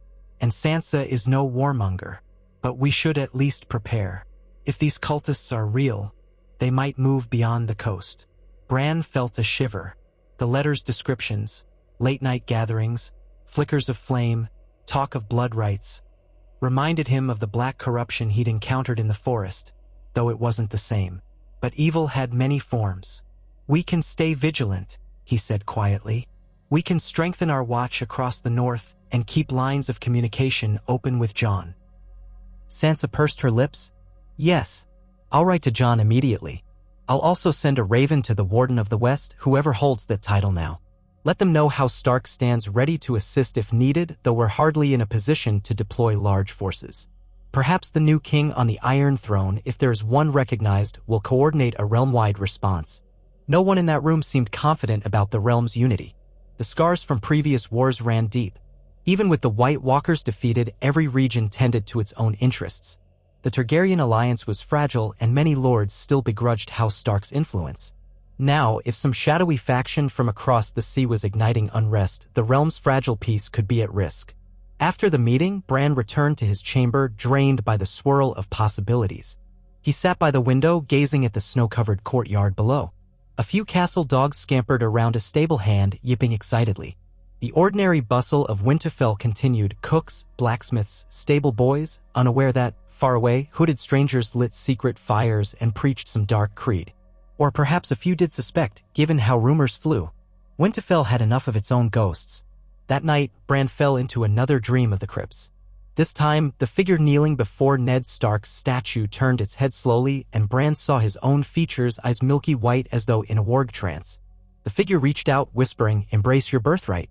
Bran wanted to scream that he refused, that he was Bran Stark, not some vessel of infinite knowledge. But he couldn't speak. The statue of Ned Stark seemed to watch without judgment. Then the entire crypt shook, dust falling from the ceiling. The figure vanished, and Bran woke, heart pounding. He wiped sweat from his brow, feeling the chill of the night air on his damp skin. For a moment, he considered going back to the Godwood, trying to push deeper into the Weirwood's consciousness for answers. But fear held him back.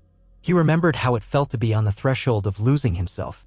Was a handful of cryptic dreams worth that risk? By the following week, the tension in Winterfell grew.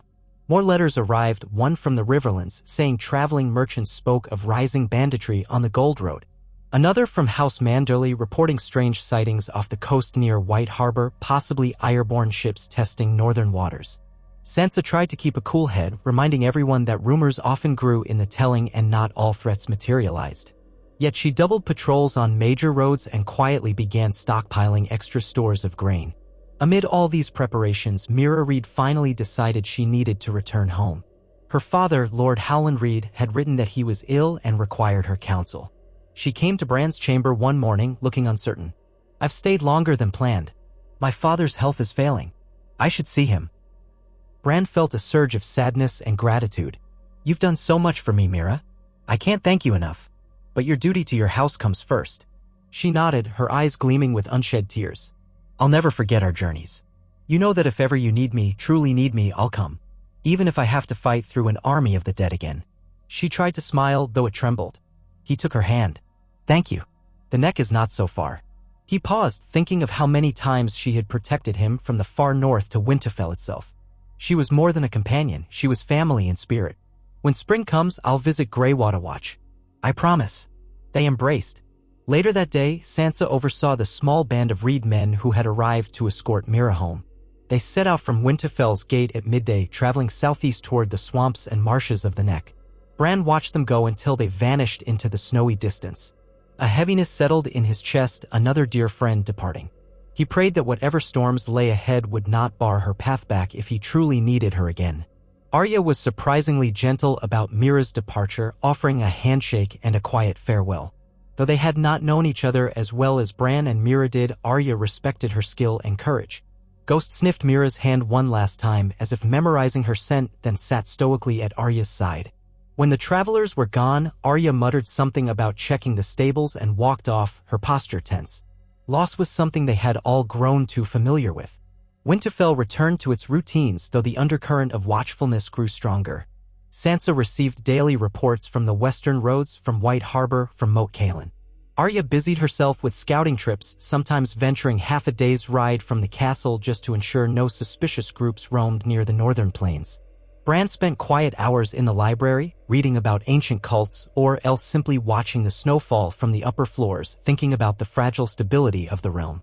One afternoon, as he was studying a brittle scroll describing the worship of fire spirits in old Essos, he heard a soft knock at the library door. It was Arya.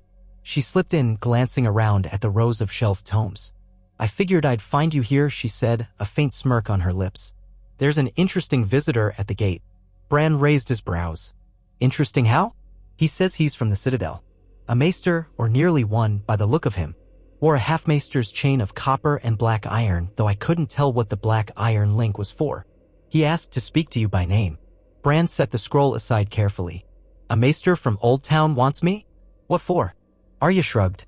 "He wouldn't say. Sansa wants you to meet him in the Great Hall." "She's already headed there." Feeling a ripple of curiosity, Bran nodded. "All right, let's go." They left the library and made their way down the stone corridors. The flickering torches cast shifting shadows across the walls, and a mild draft carried the scent of pine from outside. In the great hall, a handful of guards stood watch while Sansa waited near the dais. A stranger in a thick cloak stood at attention before her, a bulky leather satchel slung over one shoulder. He was of middle years, with thinning hair, a pinched face, and a chain around his neck composed of a few metals: copper, tin, black iron. He bowed when Bran and Arya approached. "Greetings, Lord Stark," the man said formally. "My name is Callahan. I come from the Citadel, though I am not yet a full maester." Sansa gestured for him to speak. "You arrived unexpectedly, Calman. Why do you seek Bran?" He cleared his throat. "My superiors received word of the incident in the far north, this rumored Black Forest. Some watchers in Old Town have an interest in unusual magical phenomena, especially since the long night ended. I volunteered to come in search of additional knowledge. I have studied obscure branches of magic in the archives. The Archmasters, however, remain reluctant to accept the resurgence of the supernatural, so the Citadel, let us say, it's divided. Many refuse to believe in tales of living corpses and twisted weirwoods. Others think we must gather facts. I am among the latter." Arya's expression grew wary. "And how did you know to come here specifically?" He gave a small smile. "The name Bran Stark is not unknown after all that has transpired. Word travels of your role in the war, your rumored visions. The library in Old Town holds fragments of older accounts that mention seers in the north who communed with weirwoods. The story of a new three-eyed raven rose among the rumors. I suspect that might be you." Bran forced his face to remain calm. "I'm not a three-eyed raven," he said, aware of Sansa's watchful gaze. "What do you want, exactly?" Calman hesitated, fiddling with a link in his chain. "I wish to record the truth, to preserve knowledge for the future. But I also suspect that something stirs across the sea, a darkness the Citadel has only glimpsed in half-forgotten manuscripts. We want to understand how magic truly functions in this era. Your name came up again and again. I hope to speak with you, examine any records, perhaps learn from your experiences. The Archmasters do not officially support me, but they have not forbidden my journey. If you permit, I'd stay in Winterfell for a time and compile an account." Sansa's eyes narrowed. "We have no desire for misguided scholars gossiping about our family secrets. The North has endured enough interference from the South." Calman bowed his head. "I understand your caution, Lady Stark. I make no demands. I merely petition for permission to remain as a guest, to gather what knowledge I can. My life's work is unraveling the lost arts, so that mankind won't be caught unprepared again should new horrors arise." Bran studied the man's earnest face. He sensed no malice, only a kind of scholarly desperation. This might be a chance for the realm to have some honest accounting of the magic they had faced. Still, it was a delicate matter. They had just begun to quell rumors of Bran's abilities. If the Maester's quest stirred up more speculation, it could draw unwanted attention. Arya folded her arms. We have bigger problems right now than feeding a half-maester's curiosity. Kalman inclined his head. I'm aware. My knowledge could help. I've read treatises on shadow magic, on the old gods, on the blood rites of Valyria. If these cultists in Lannisport are harnessing dark forces, the Citadel might uncover clues to stop them. Sansa exchanged a silent look with Bran, considering. At length, she said, we will allow you to stay on a trial basis. You will respect our boundaries, and you will not pry into secrets we deem sensitive. If you can assist us, we welcome that. But if we find any sign of betrayal or unauthorized meddling, you will be escorted out of the north. Common's shoulders sagged with relief. Thank you. I promise discretion. Bran nodded, though quietly uneasy. We'll talk soon, he said. There's much we can compare notes on. I've read about cults and Essos myself. Sansa gestured to a servant to lead Kalman to a guest chamber. After he left, Arya frowned. I still don't trust him. Sansa sighed. Nor do I. But knowledge might be our best ally right now. Let's watch him closely. Bran agreed. He could sense that in these uncertain times, having a friend or at least a researcher versed in old lore could be useful. Better to keep Kalman where they could see him than to have him wandering the realm, stirring up half-truths. Still, Bran resolved to share only what was absolutely necessary. The deeper aspects of his visions belonged to him alone. In the days that followed, Kalman set about exploring Winterfell's library, taking meticulous notes. He was polite, if a bit overeager, often cornering the castle's old steward to ask about the White Walker invasion or the role of dire wolves in northern lore. He also tried to ask Arya about her journey beyond the wall, though she brushed him off with curt replies. Gradually, he approached Bran, requesting an audience to discuss the corruption in the Black Forest. Bran agreed, meeting him in the very library the man had claimed as his workspace. Common's eyes shone with curiosity as he sat across from Bran at a wooden table piled with scrolls. Outside, evening shadows lengthened, turning the window's light dim and bluish. If you could describe the phenomenon you witnessed, any detail, no matter how small, could be vital. Bran took a measured breath. He recalled the twisted weirwood, the pale figure that commanded black sap like living tendrils, the final surge of green power when he reached out through the roots of the old gods. It felt like a distortion, he said carefully, as though something foreign had latched onto the heart tree and corrupted it. I broke that link by calling on the natural order of the weirwood network. Beyond that, there's little I can say. Common's pen scratched across parchment. Fascinating. So you believe these trees share a collective consciousness and you manipulated it to sever the intrusion? Bran managed a nod, uneasy with how clinical the description sounded. I suppose so. And the figure you described, humanoid, pale, commanding the darkness. Did it resemble a white or a White Walker? No, Bran said, remembering the tall silhouette. It felt more archaic, if that makes sense. Ancient, yet newly manifested. I don't think it was another. It didn't command the cold or ice, but a different sort of magic. Kalman scribbled notes with feverish intensity. This could match references to a lost branch of green magic that predates the first men. Or perhaps a unique phenomenon. If so, then it might not be the last we see of it if other sources remain. Bran's stomach twisted. I'd rather hope we don't. Kalman frowned slightly. Of course. But knowledge is our bulwark against the unknown. That's why I came. He glanced at Bran, uncertain. There are rumors, Lord Stark, that you once communed directly with the old gods, that you possess the gift of green sight. Is that true? Bran felt the question hang in the air.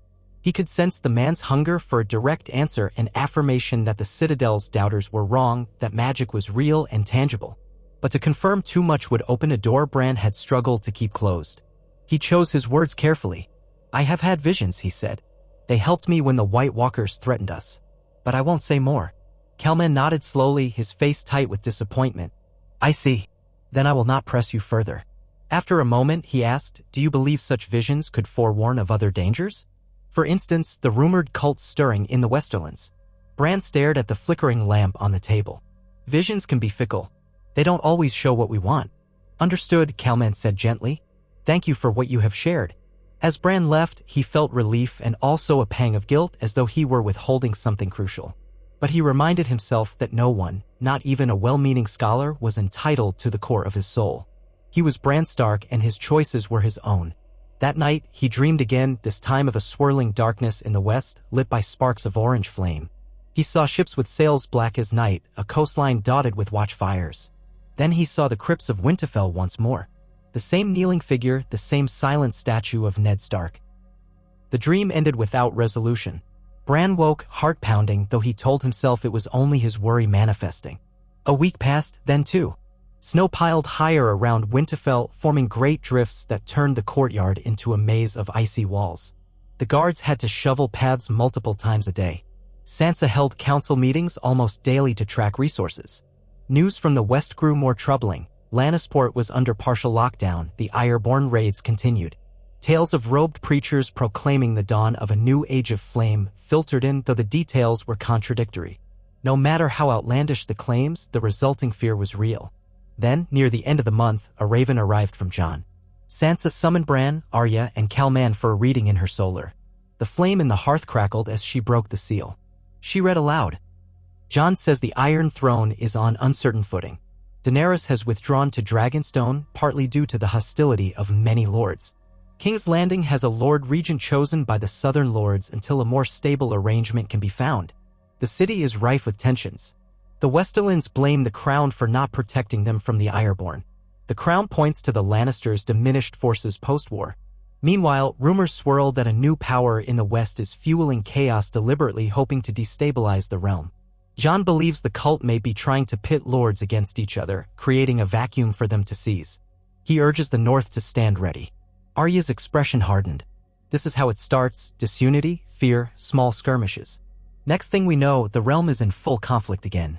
Bran stared at the letter, remembering how quickly the War of the Five Kings had erupted from smaller sparks. He glanced at Calman, who looked pale. The half-maester seemed to realize that events he'd only studied in books might be unfolding in real time, more dangerous than any academic debate. Sansa set the parchment down. Jon wants me to consider sending a small company south to show solidarity. Not to fight, but to help keep peace. That could mean committing resources we barely have. But if we do nothing and the realm falls apart, we'll suffer eventually.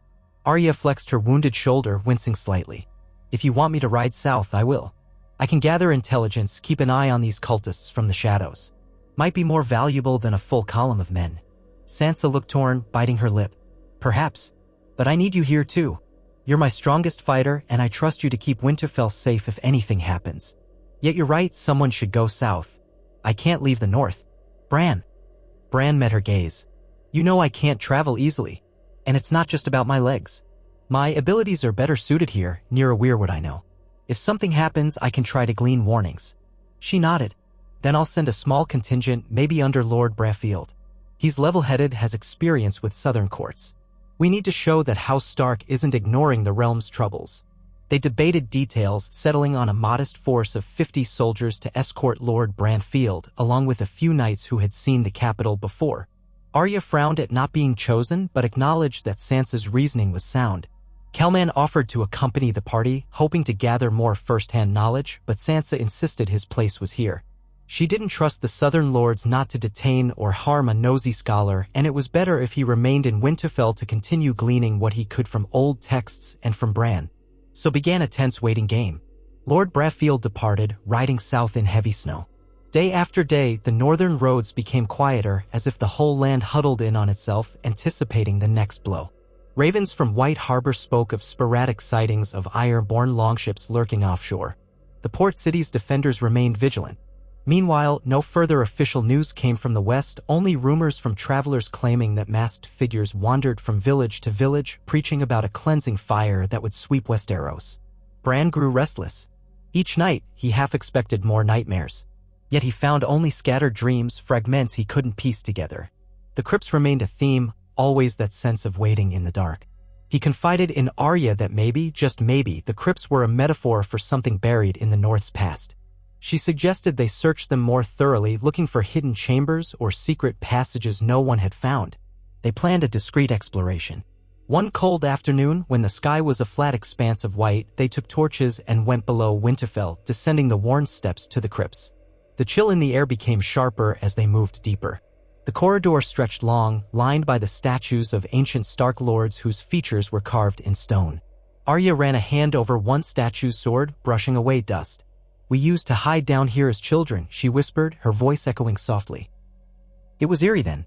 It's still eerie now." Bran nodded, recalling a time when they had played chase among these tombs, never comprehending the weight of the family history around them. The stone likenesses of Eddard Stark, Lyanna Stark, others long dead, each seemed to peer at them from the gloom. They moved slowly, checking the walls for seams or hidden doors. Some historians claimed there were passageways beneath Winterfell's crypts that stretched for miles, older than the castle itself. Whether that was true or myth, no one had ever found a real tunnel. Their torches revealed only dust, cobwebs, and the slow drip of subterranean moisture. The statues stood silent. Arya led him to the far end where the corridor ended in a blank stone wall. She ran her fingers along the edge, pressing gently, but felt no give. Bran's torch flickered, throwing dancing shadows. "It doesn't look like there's anything," Arya said, stepping back. "Unless we start knocking down walls." Bran sighed, turning his gaze to the statue of Ned Stark.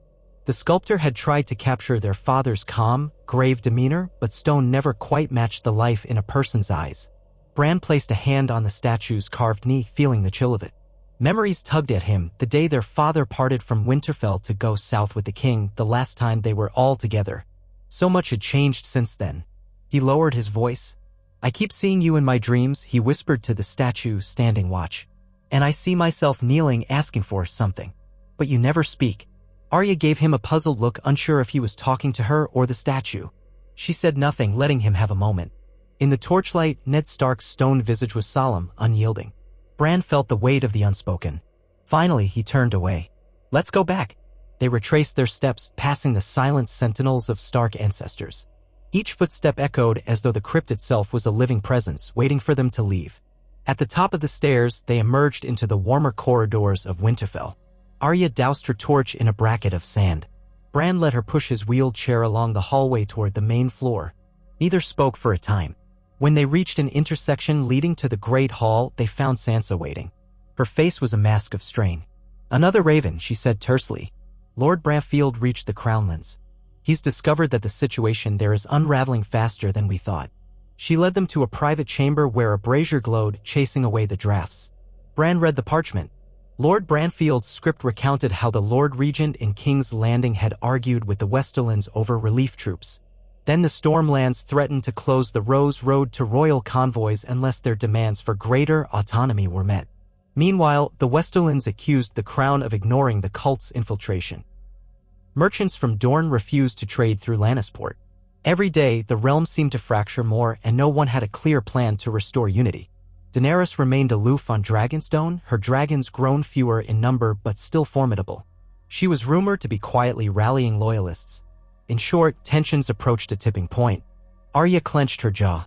If war breaks out again, it'll be chaos. The West is too busy fighting among themselves to root out these cultists, or so they claim. What a mess. Bran swallowed. "What does Jon say?" Sansa shook her head. "No word from Jon in days. Possibly the ravens are being intercepted or delayed by weather. I'm growing worried. With no single monarch or regent able to command the entire realm, each region stands on its own. The last time we had such disunity, the White Walkers nearly destroyed us." Arya's voice hardened. "So the question is, do we wait or do we act?" Sansa's face looked older than her years. "We can't fix the South squabbles. But if trouble spills north or if the Ironborn try a bold strike against our coasts, we must be ready. I'm calling a conclave of the Northern Lords here in Winterfell. We'll discuss how best to protect ourselves and what stance we take if the realm slides into war again." Bran looked at Arya, then back at Sansa. "That might be wise. We need unity in the north at least." Sansa nodded grimly. "I'll send the ravens tonight." Within a week, lords and representatives from the major houses of the north began arriving. The courtyard filled with banners, the Merman of Manderley, the Bear of Mormont, the Tall Pine of Glover, the Flayed Man of Bolton's remnants. Though the Bolton's line had been ended, some lesser branch remained, sworn to Stark now under close watch. Smaller houses came too, drawn by rumors that Winterfell was bracing for a great decision. Sansa welcomed them in the Great Hall, where roaring fires and long tables accommodated feasting and debate. Some lords grumbled about traveling in the dead of winter, but all recognized that times were precarious. They wanted leadership and reassurance. Sansa gave them both, standing by the dais in a dark cloak lined with fur, her red hair bound in braids. Arya stood at her side, arms folded, watchful. Bran was seated just behind them, acknowledging the occasional bow from lords who glanced his way. He saw curiosity in their eyes, as though they wondered whether he would speak with the authority of a prophet. He kept silent for now, letting Sansa guide the proceedings. Over the next days, they convened in smaller councils to share news. House Manderley reported that White Harbor remained vigilant. No airborne attacks had landed, but suspicious ships lurked. House Glover said the mountain clans whispered of an ill omen in the northern passes, some beast or shadow glimpsed at night. House Serwyn's envoy recounted what he'd witnessed near Lannisport. Tensions rose with every tale. Finally, on a cold evening when wind battered the walls, they gathered for a decisive discussion. Sansa stood at the head of the table, the lords arranged in a rough semicircle. Arya, ghost at her feet, stayed to one side, while Bran sat in his chair near Sansa. A hush fell as she spoke. "My lords, the realm stands on the brink of chaos. We know of cultists in the west, ironborn raids, disunity in King's Landing. We cannot pretend the north is immune to these troubles. Yet we have endured horror before, and we stand strong because we stand together." A murmur of agreement rippled among the lords. Sansa continued, "House Stark's position is clear. We will not march south unless directly threatened or unless Jon Snow himself calls for our aid. But we must reinforce our borders, especially our coasts. House Manderley, House Serwyn, House Flint, will you coordinate?" Lord Manderley, a portly man with a booming voice, rose. "We will, Lady Stark. White Harbor stands as the shield of the north by sea. We'll double our patrols and keep an eye on any suspicious vessels. The others can send men to fortify the smaller ports." Sansa inclined her head. "Thank you." She turned to the representative of House Glover. "And the mountain passes? What can we do there?" The Glover man shifted. "We'll send more rangers to keep watch. Though the rumors about some shadow in the mountains, they're unconfirmed. Could be a stray giant or just travelers spooked by winter nights." Sansa exhaled. "Then do what you can to confirm. We can't afford nasty surprises." Now, on the question of the cult, a voice interrupted from near the back of the hall. "We've heard rumors, Lady Stark, that your brother holds power to see beyond mortal sight. Could not Lord Bran answer whether these cultists truly threaten us?" All eyes swung to Bran. He recognized the speaker as a minor lord from the northern coasts. A hush fell. Sansa glanced at Bran, uncertain how to respond. They had not planned for this question, though they should have expected it. Bran felt his cheeks warm, but he kept his composure. He spoke clearly. "I once had visions that helped us in the war against the dead. But such visions are not at my beck and call, nor do I claim absolute knowledge. I am Bran Stark, not the three-eyed raven." A murmur rippled through the assembled lords, some disappointed, some skeptical. Others exchanged uncertain looks as though wanting to believe he could channel the old gods and deliver definitive truths. Sansa lifted a hand.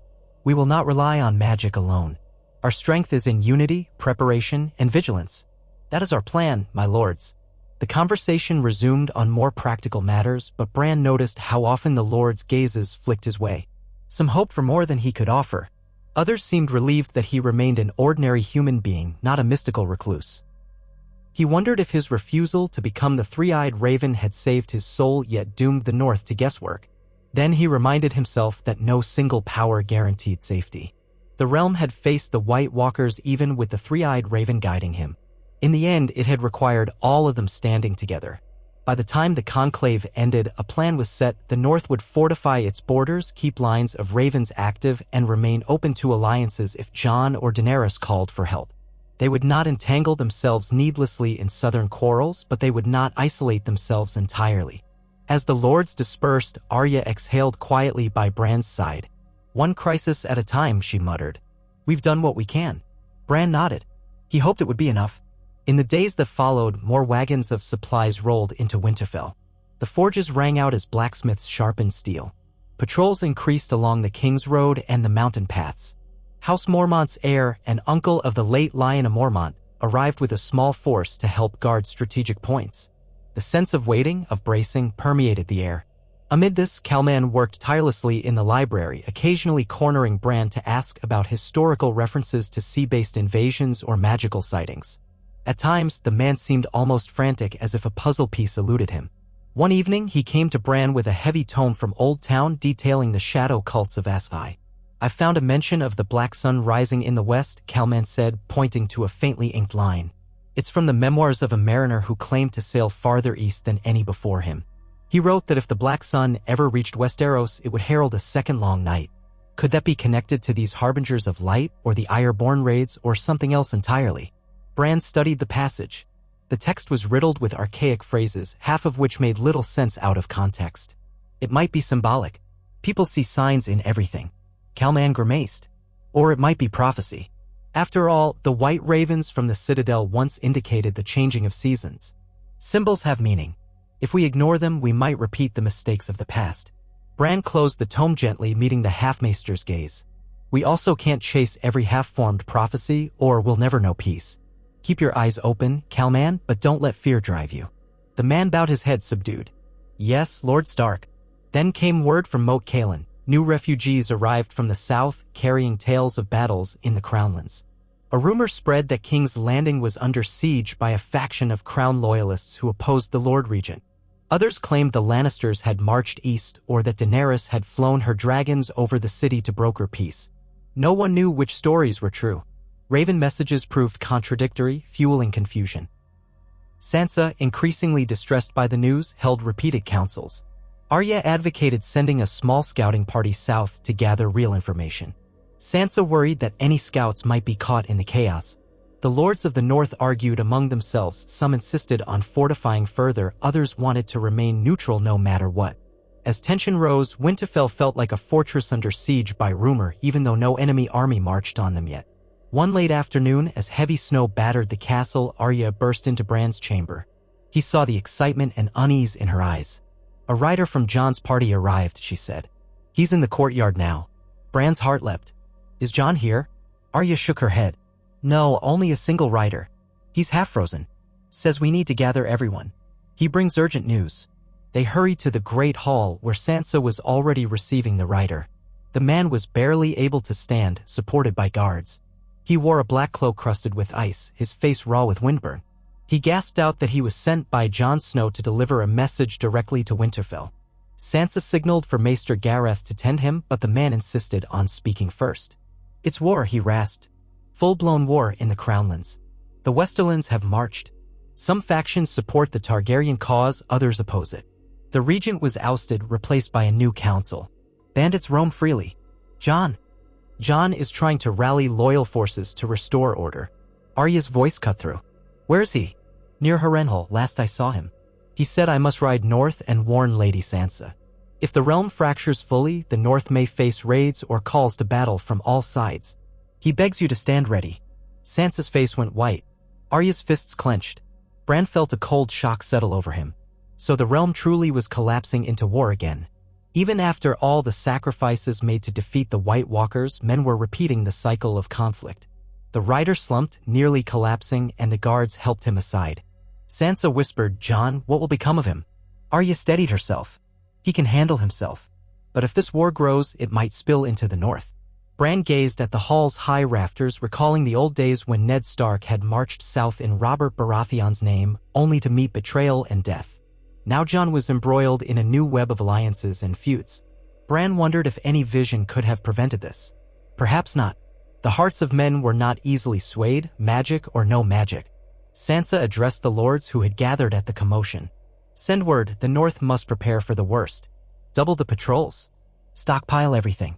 We do not rush to war, but we will defend ourselves if the fighting crosses our borders. And ensure we stay in contact with Jon. We need direct communication. The lords dispersed, some in a panic, others grimly resolute. Arya stood by Sansa, offering a reassuring hand on her shoulder. Bran sensed how heavily the burden lay on Sansa.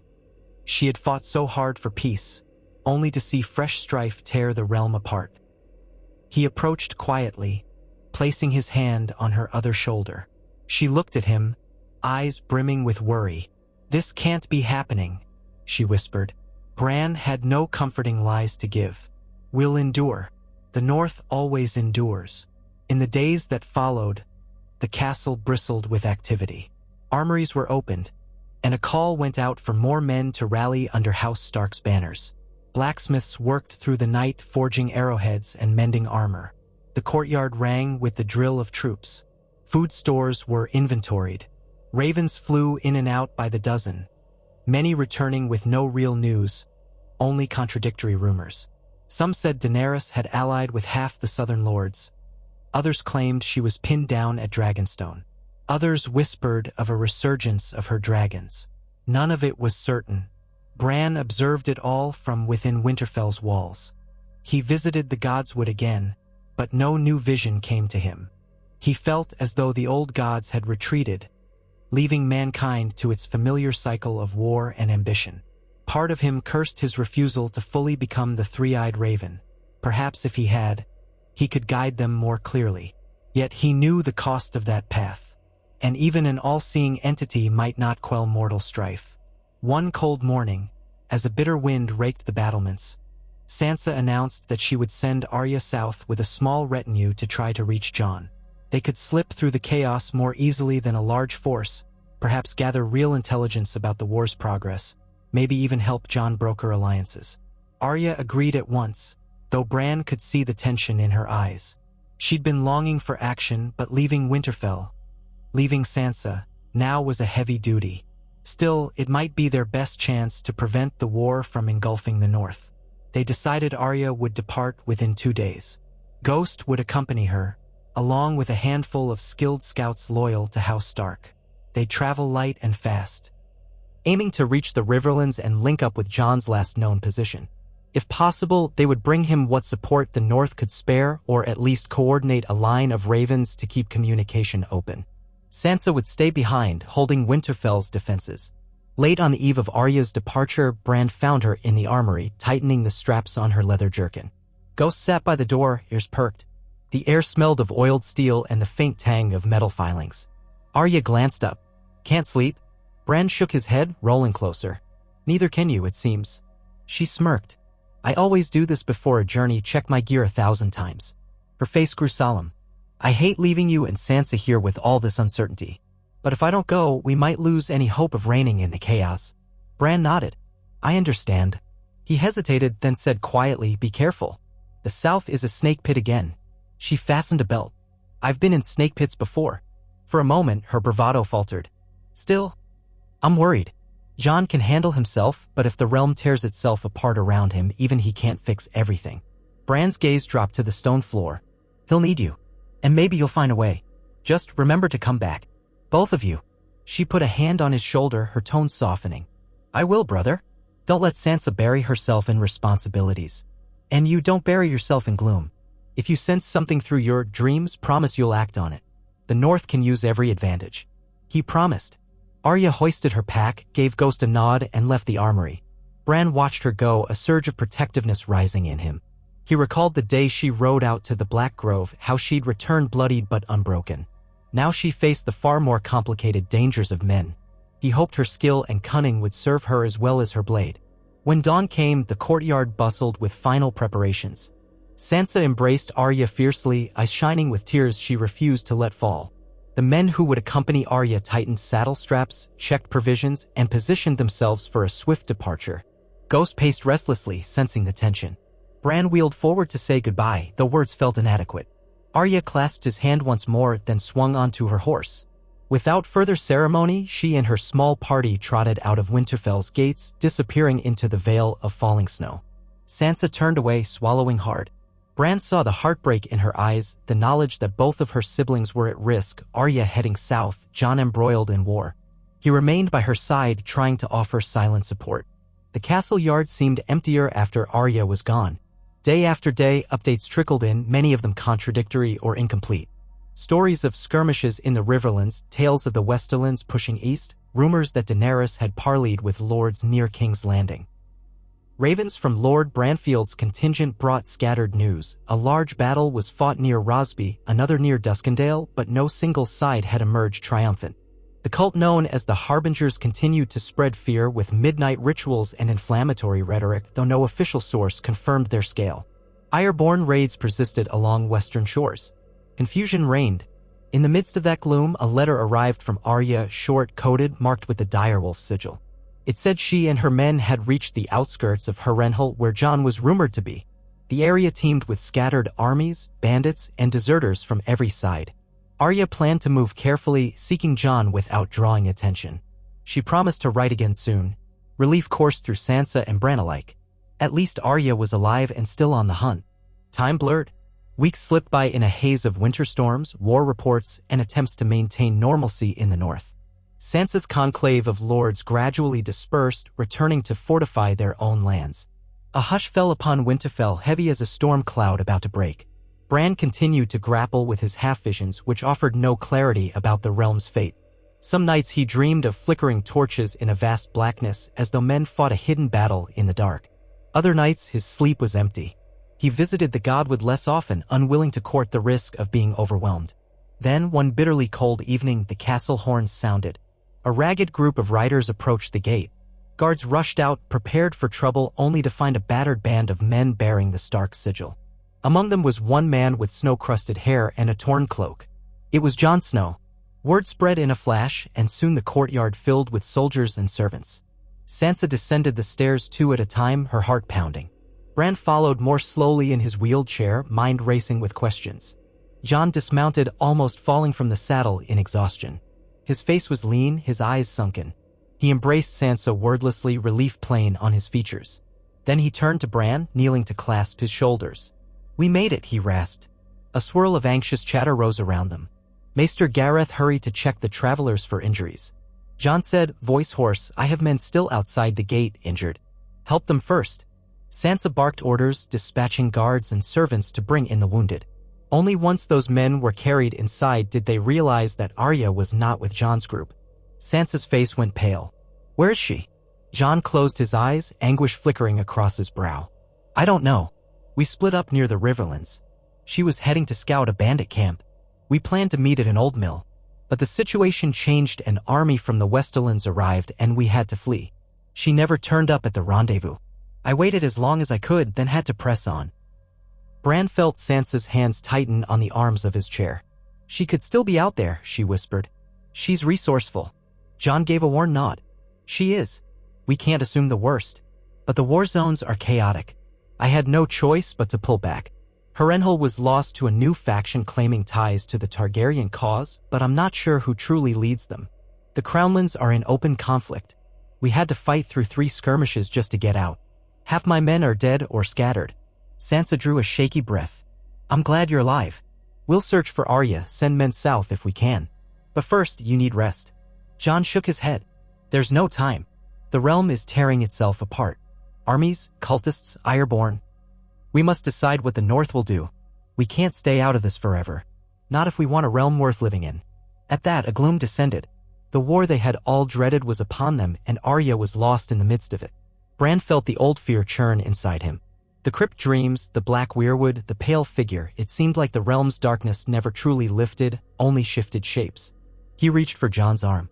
"We'll figure this out." "We must." Jon pressed his lips together. "Yes, but I fear we're out of time." They moved indoors, away from the swirling snow. Jon's men were placed in the great hall, bedrolls and cots arranged for the wounded.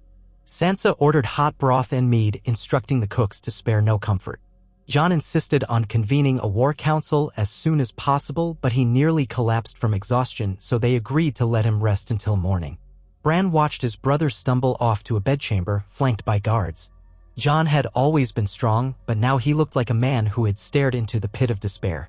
All that night, a restless hush lay over Winterfell. Bran tried to sleep, but found himself pacing his thoughts. He kept imagining Arya, alone in the Riverlands, perhaps injured or on the run. He had faith in her resilience.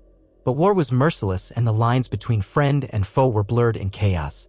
If only he could see her in a vision, confirm she was safe. But the old gods remained silent, or else he could not hear them for fear of losing himself again.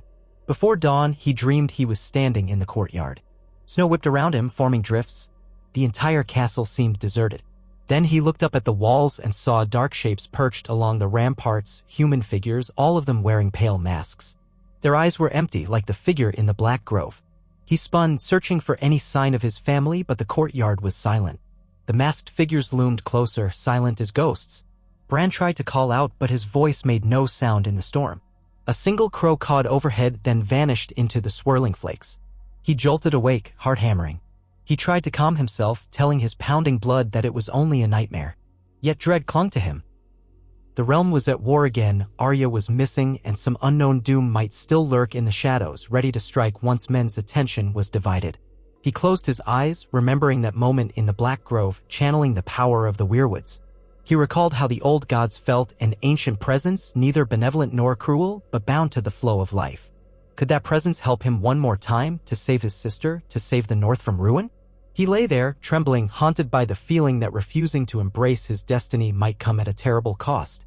Yet he also knew that surrendering himself fully to the three-eyed raven's power would mean losing his love, his ties to this world, everything that made him Bran. No easy path lay before him. The war raged on, unstoppable as a winter storm, and once more a Stark might have to stand at the crossroads of fate, forced to choose between self-sacrifice and the hope of saving countless lives. Morning came, pale and cold, with clouds hanging low over Winterfell's towers. Outside, men stirred from makeshift tents, stamping their feet in the snow. Cook fires crackled, and the smell of oats and salted pork drifted through the courtyard. Within the great hall, Sansa was already in conference with Jon, who looked haggard despite a few hours' rest. Bran arrived to find them hunched over a map of Westeros, discussing routes, armies, possible supply lines. Jon's group was too small and battered to head back south immediately, but he insisted time was short. Sansa looked up at Bran's approach. "We're debating sending a larger northern force to rally with those in the Crownlands who want peace. But that means marching into a war zone. We might lose countless men." Jon's voice was raw. "If the war goes unchecked, it could reach us anyway. Better to shape events than wait for them to shape us." Bran felt torn. "What of Arya?" Jon's hands tightened into fists. "I want to find her, but I can't tear the north apart searching. The best chance is to push south with an organized army, establish a foothold, and use that as a base to locate her and to negotiate an end to this madness." Sansa's expression was pained. "I fear we'll be drawn into a quagmire. But if we do nothing, we risk everything anyway." The hall's doors opened and Maester Gareth entered with Calman in tow. The half-maester looked anxious, fidgeting with the links of his chain. Jon's eyes flicked over him. "Who are you?" Calman bowed. "A scholar from Old Town, my lord. I've been studying magical threats in the realm." Jon gave him a curt nod. "At ease, then." He returned to the map.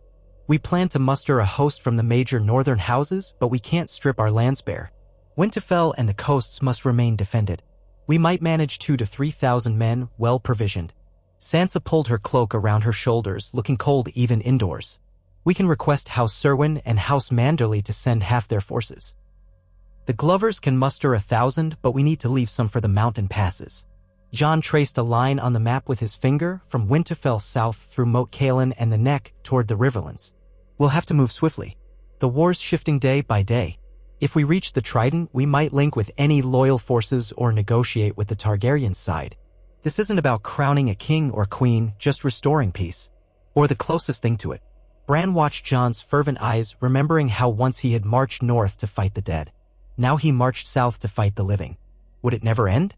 He thought of the dream with masked figures on Winterfell's walls and felt a stab of foreboding. Even if the men left to do battle, something else might strike behind their backs. But what choice did they have? He cleared his throat. "Jon, I'll stay here with Sansa." Jon nodded. "That makes sense. You can help coordinate ravens, and if you see anything in your visions." Bran tensed at the mention of visions.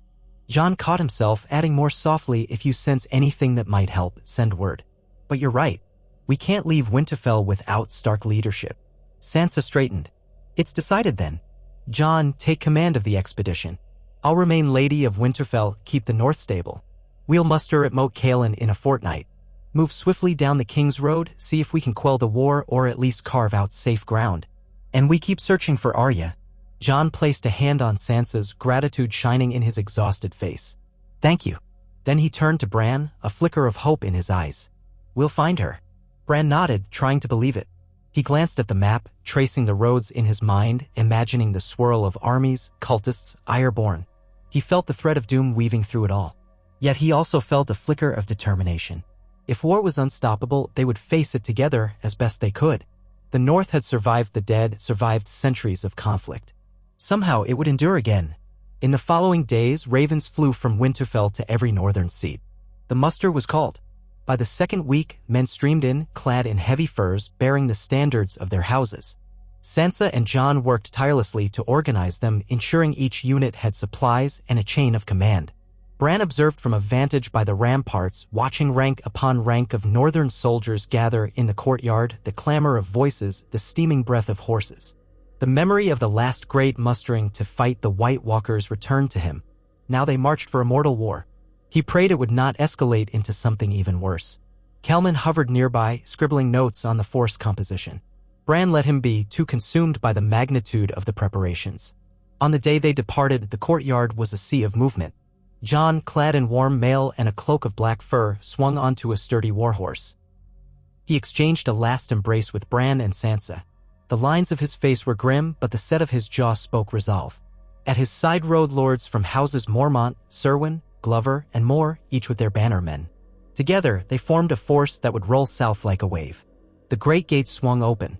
Horns echoed across the snowy plains. Hoofs tramped, banners swayed. Sansa stood tall, face pale but composed as she watched her brother lead thousands of men out of Winterfell. Bran remained by her side, his heart clenching. He spotted Tormund Giantsbane among the columns. Some wildlings had joined as well, loyal to Jon. Men from all corners of the north riding under one banner. At the rear, wagons laden with supplies rumbled forward, pulled by thick-coated horses. Then the gates closed, leaving behind an emptiness that reminded Bran of a receding tide. That night, Winterfell felt strangely hollow. The yard was quieter, the corridors less crowded. Sansa busied herself overseeing the castle's defenses while Bran lingered in the library, unsettled. His mind kept drifting to Arya, lost in the southern chaos, and Jon, now marching straight into it. He heard the distant clang of the blacksmith's forge, the last ones finishing repairs for the castle guard. Snow fell outside, the drifting flakes catching the glow of torches. When he finally slept, he dreamed he was in the Godwood, standing upright on legs that worked, though he couldn't recall how. The old weirwood loomed before him. A voice whispered, "You must open your eye." He turned, expecting to see the old three-eyed raven or the pale figure from the Black Grove, but there was only darkness. The voice repeated, "Open your eye." Bran shut his eyes tight, refusing, fearful of what he might see. He jolted awake in the morning's dim light, sweat cold on his skin. The realm was in turmoil, and he remained a figure caught between two fates. He had refused the all-consuming power of the three-eyed raven, preserving his humanity. But now war threatened to consume everything he cherished, and some deeper shadow might yet loom beyond men's battles. If the day came when he had to make the ultimate choice, his self or his realm, he prayed he would find the courage to do what was right. For now, he was still Bran Stark, tied to his family, his home, and the hope that love and unity could withstand even the storms of war. Snow continued to fall upon Winterfell's walls, cloaking them in silent white. Far to the south, armies clashed. Arya's fate remained uncertain. Jon and thousands of Northmen moved through the frosted roads, hearts steeled for conflict. And in the quiet of the Godwood, the old weirwood waited, ancient eyes witnessing the realm's unending cycle of strife. Bran breathed, alive in that stillness, resolved that whatever came, he would meet it as the boy who had once dreamed of being a knight, now grown into something else entirely, but still determined to protect the North he loved. And in that resolve, he found a measure of peace, if only for a moment, before the next storm broke. February 2nd.